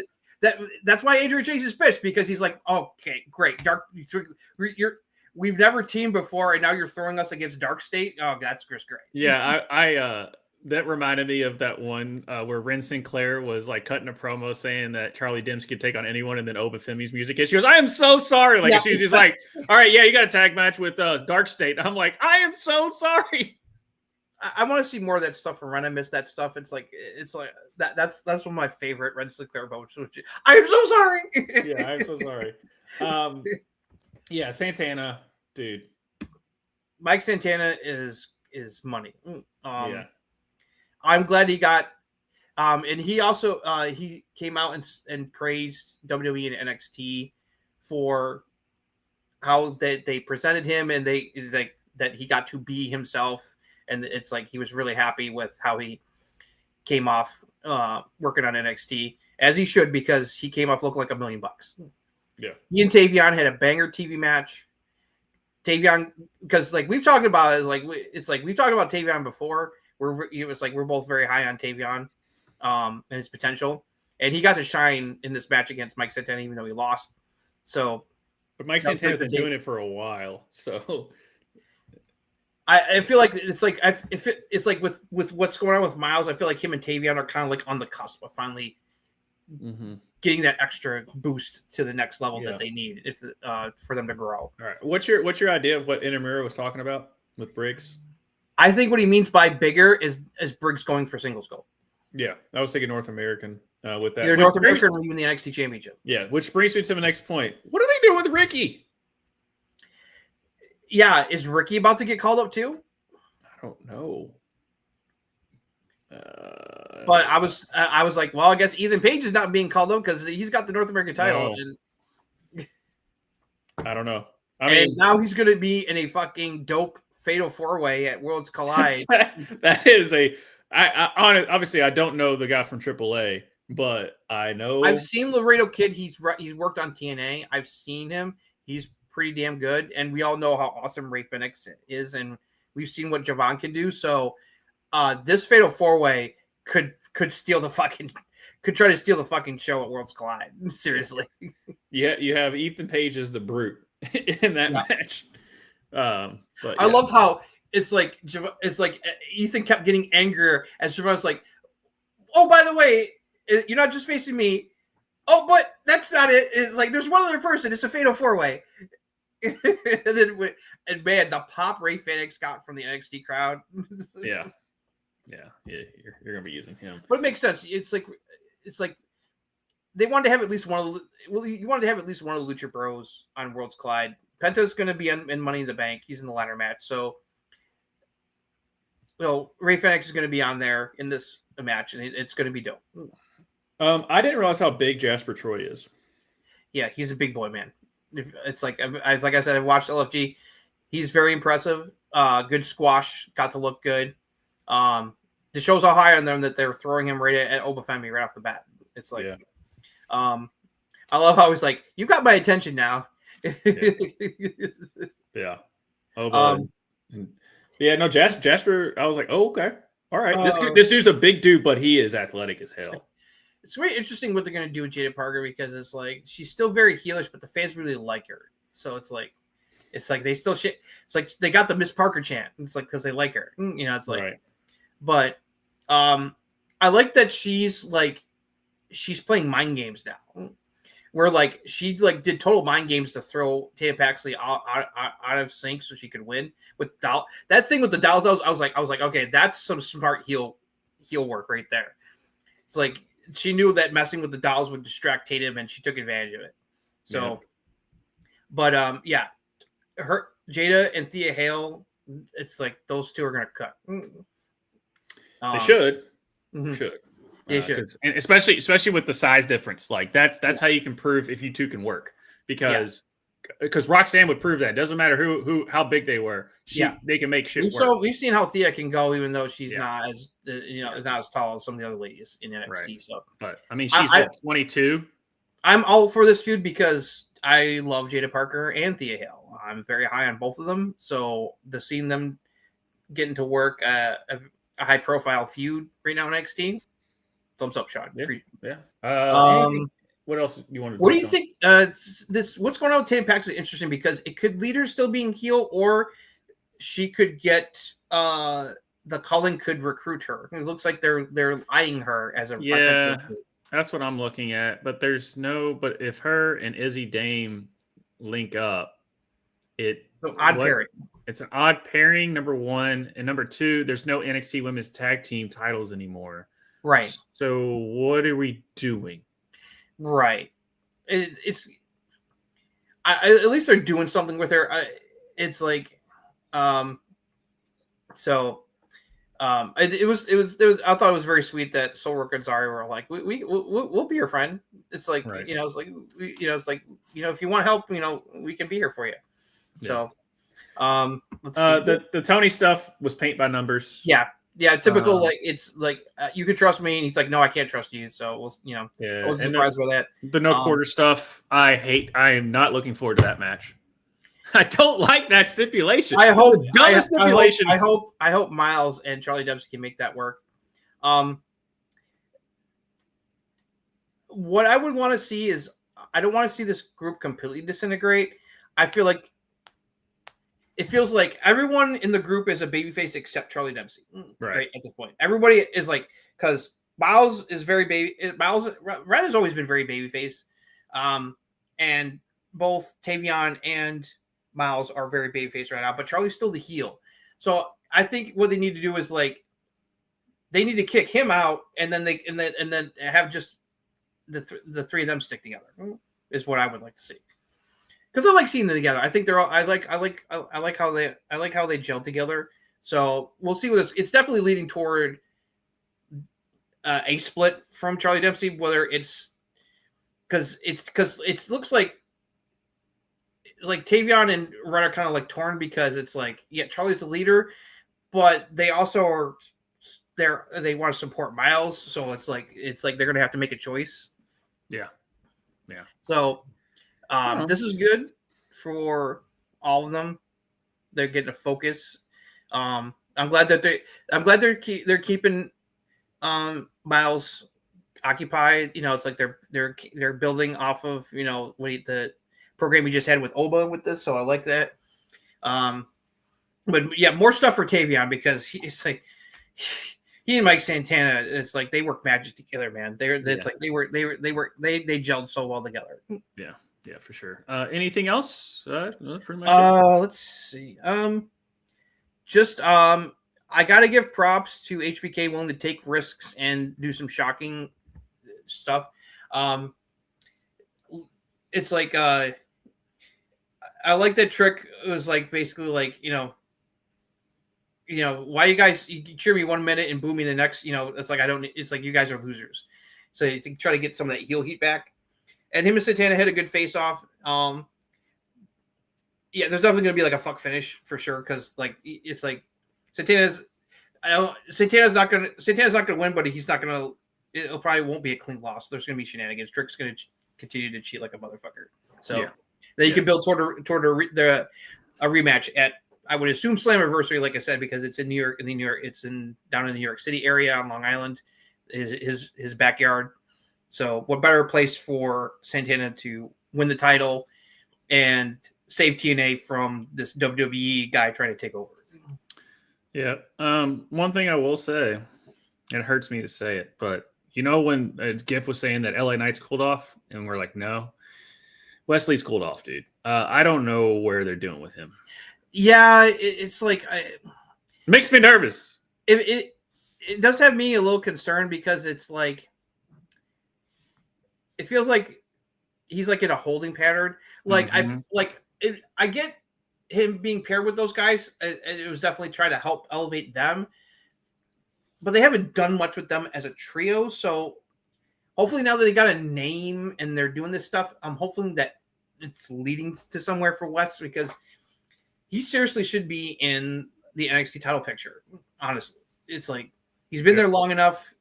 It's like, he's the only men's title he hasn't had is the NXT Championship. He's been tag champion. He's been North American champion. His NXT North American Championship run was fantastic. Before he got injured. So yeah, I agree. Definitely kind of like wondering, like, he seems like he's been lost in the shuffle for a while. So we'll see if this is going to lead to good things for him and the other guys. Yeah. Now that they've got a name for their group. Yeah, for sure. So, but yeah, no, it's we got through it. 17 shows. Well, in an hour, right at that 2 hour mark. The NXT Women's title picture at the top is been thrown into chaos. Now that JC Jane is holding the championship, it's like it's definitely, it's like I'm excited to see where this is gonna go now. It's like this was a really fun and amazing episode of NXT. Lots of shocking stuff all in the good way.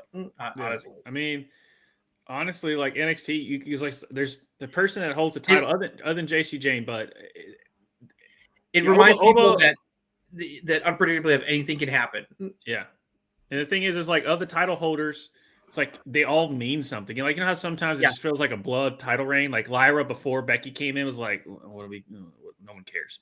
Like to me right now, like everyone cares because it's Oba, right? Yeah. You're good there. Ethan or Ricky. Over. Yeah, and Ricky and Ethan's going to be. Yeah, it doesn't matter who you had. I was still invested in that. Yeah, fans love Ruckus. She's killing it. She's killing it. JC Jane, I'm intrigued to what they do with it. So and obviously Trick with the TNA championship in that because it's not going to be easy to take the title from her because she's part of a faction. Yeah, she's got Ellen and Jasmine Nix to help keep the title on. The typical heel holding the title for way too long because of all those numbers games. So I mean that's why I think that's why Lash Legend will be the first one to challenge because they haven't done much with her, but she is over. And Jada Parker's already kind of mixed up in her own thing. So Roka and Zarya are doing their thing here. Yeah, Thea's with Jada. So Thea's with Jada. So it's like Lash would be a good first opponent because this would be a good test for Lash for sure. Right. And see if she can carry a main event title stuff because Fallon and JC Jane can do fine on the mic. Yeah. So even though I think Fallon JC Jane is good in the ring, and so it's like this will be a good test for Lash. It's like I would not be surprised if Lash is like the first big challenger for JC. Yeah, it just kind of makes the most sense because of all the storylines that they have with their other top level females that they have on the roster. But wow, it's like it's like it's shocking. But unless Jordan Grace comes out for one last title shot or something like that before she goes to the main roster. Yeah, anything could happen. They can sit there and say because they were talking about having a draft. It doesn't look like we're having a draft. It doesn't feel like we're having a draft. It feels like it's just like they're just calling people up and they're having Nick Aldis appears to be like, okay, here's the contract. Welcome to the show. Right. It's like, and I'm fine with that because honestly, the draft formats and shows suck. So it sucks. The transfer window was fine. If you're gonna want to shake things up, you do the transfer window again, where it's like, okay, there's a transfer window. Shows can make trades if they want to trade talent. But I prefer this way where it's just like, it's like Adam Pearce is like, Roxanne, you're the prodigy. You're awesome. I want you on Raw. Done. Yeah. Julia, you're awesome. Done. Right. Fraxium, you're amazing. Fine. So, I think that's the better way to go because typically, remember the draft last year? They had the draft, and then like 2 days later, everyone was back on other shows. Like it was pointless. So also, because of the Worlds Collide, I don't think Stephanie's going to disappear from TV because they got it built to that because her and Lola have that tag match. So she's probably going to try to get a rematch, but it's like they're gonna pull more shenanigans. Yeah, definitely. Well, all right, Justin. Always a pleasure. We got through it. A lot of wrestling, a lot of talking, but we still got under 2 hours. And as far as other things we have going on this channel, next Friday is our book club show, as we'll be going through Blood Over Brighthaven by M.L. Wang. Me and Soul will be breaking that down. But also, anyone that's part of the Discord that also reads the book along with us, we invite you to join us on the show as well to talk about the book and see what you thought about it as well. Something we do every month. Link on our Discord is down below on that. Obviously, every Wednesday we have our Rev Sports Wrap It Up, which it looks like, as it stands right now, the Knicks have pushed it to Game 6. They won the game tonight, 111-94. So they were up by like 30 at one point. I don't know if they're going to win the series, but at least they forced Game 6. But we have a rematch of last year's hockey finals. So Edmonton won tonight, beat the Stars. So Panthers and Edmonton will be rematching. So let's just can McJesus get over the hump? Can Florida because I forgot, because like last year we were talking about how like, is Edmonton going to finally end a Canadian team not winning the Stanley Cup, because a Canadian team has not won the Stanley Cup since 1993. Yeah, it's been over 30 years. Well, I mean, if Toronto can finally win a playoff series since 1997, I would think this might be the year. But Florida looks so damn good. Their odds of them repeating as Stanley Cup champions is very when they added Marshy with that team as it was, it's going to be a tough. But if anyone can do it, it's going to be McJesus. But and the Thunder easily manhandled the T-Wolves. Yeah. I don't care who's honestly, dude. I don't care who's winning. Whoever. I don't see that as good as the Pacers and the Knicks are. I don't see either one of them being able to beat the Thunder. Oklahoma City looks like a juggernaut. Yeah, they do. On that, and yeah, my Reds are allergic to getting over 500. Every time we're there, it just happens. It's part of it. It's part of the thing. It's like my Yankees. The Yankees are fucking cooking right now. They swept the Angels, and they're gonna be doing a little seasonal rematch against the Dodgers coming up. They're cruising. They're playing well, but it also helps that the rest of the AL East sucks. The only other team, there's only one other team over 500, and that's the second place team in the race, and they're barely over 500. Every other team is below 500 in the East. So like the East is full of bad teams right now. If there's ever a time for a team to be relegated, it's literally the Colorado Rockies. Like, they are so bad. They are. It's sad. I feel bad for that fan base. I do too. And some of the pitchers and stuff, I saw them. I heard that they got one of the highest it's like their attendance is like 10th in the league. So like their fan base is loyal. Coors Field is awesome. And the fact that you just put that dog crap out there, it's just bad for baseball. Yeah. But what you gonna do? But all right. Well, that ends it with us. Obviously, join us here every Thursday, 8:00 Central, 9:00 Eastern. Next week a lot easier. We'll just have just the shows to talk about. Yeah. Hopefully we'll have some more news to talk about. That will be a little bit more loaded because we'll have both Worlds Collide and Money in the Bank to cover. Yeah, it'll be a double whammy on Saturday. Yeah. So on that, but thank you all. GIF is always a pleasure. Brendan, thank you for checking in. Yep. Always great to see you guys and hear from you. Hit the subscribe. Yeah, hit the subscribe, ring that doorbell, all that stuff, guys. And we will see you all next time. As I hit the music, because I forgot about there for a second, but now it's there. What up? Bye. Arrivederci.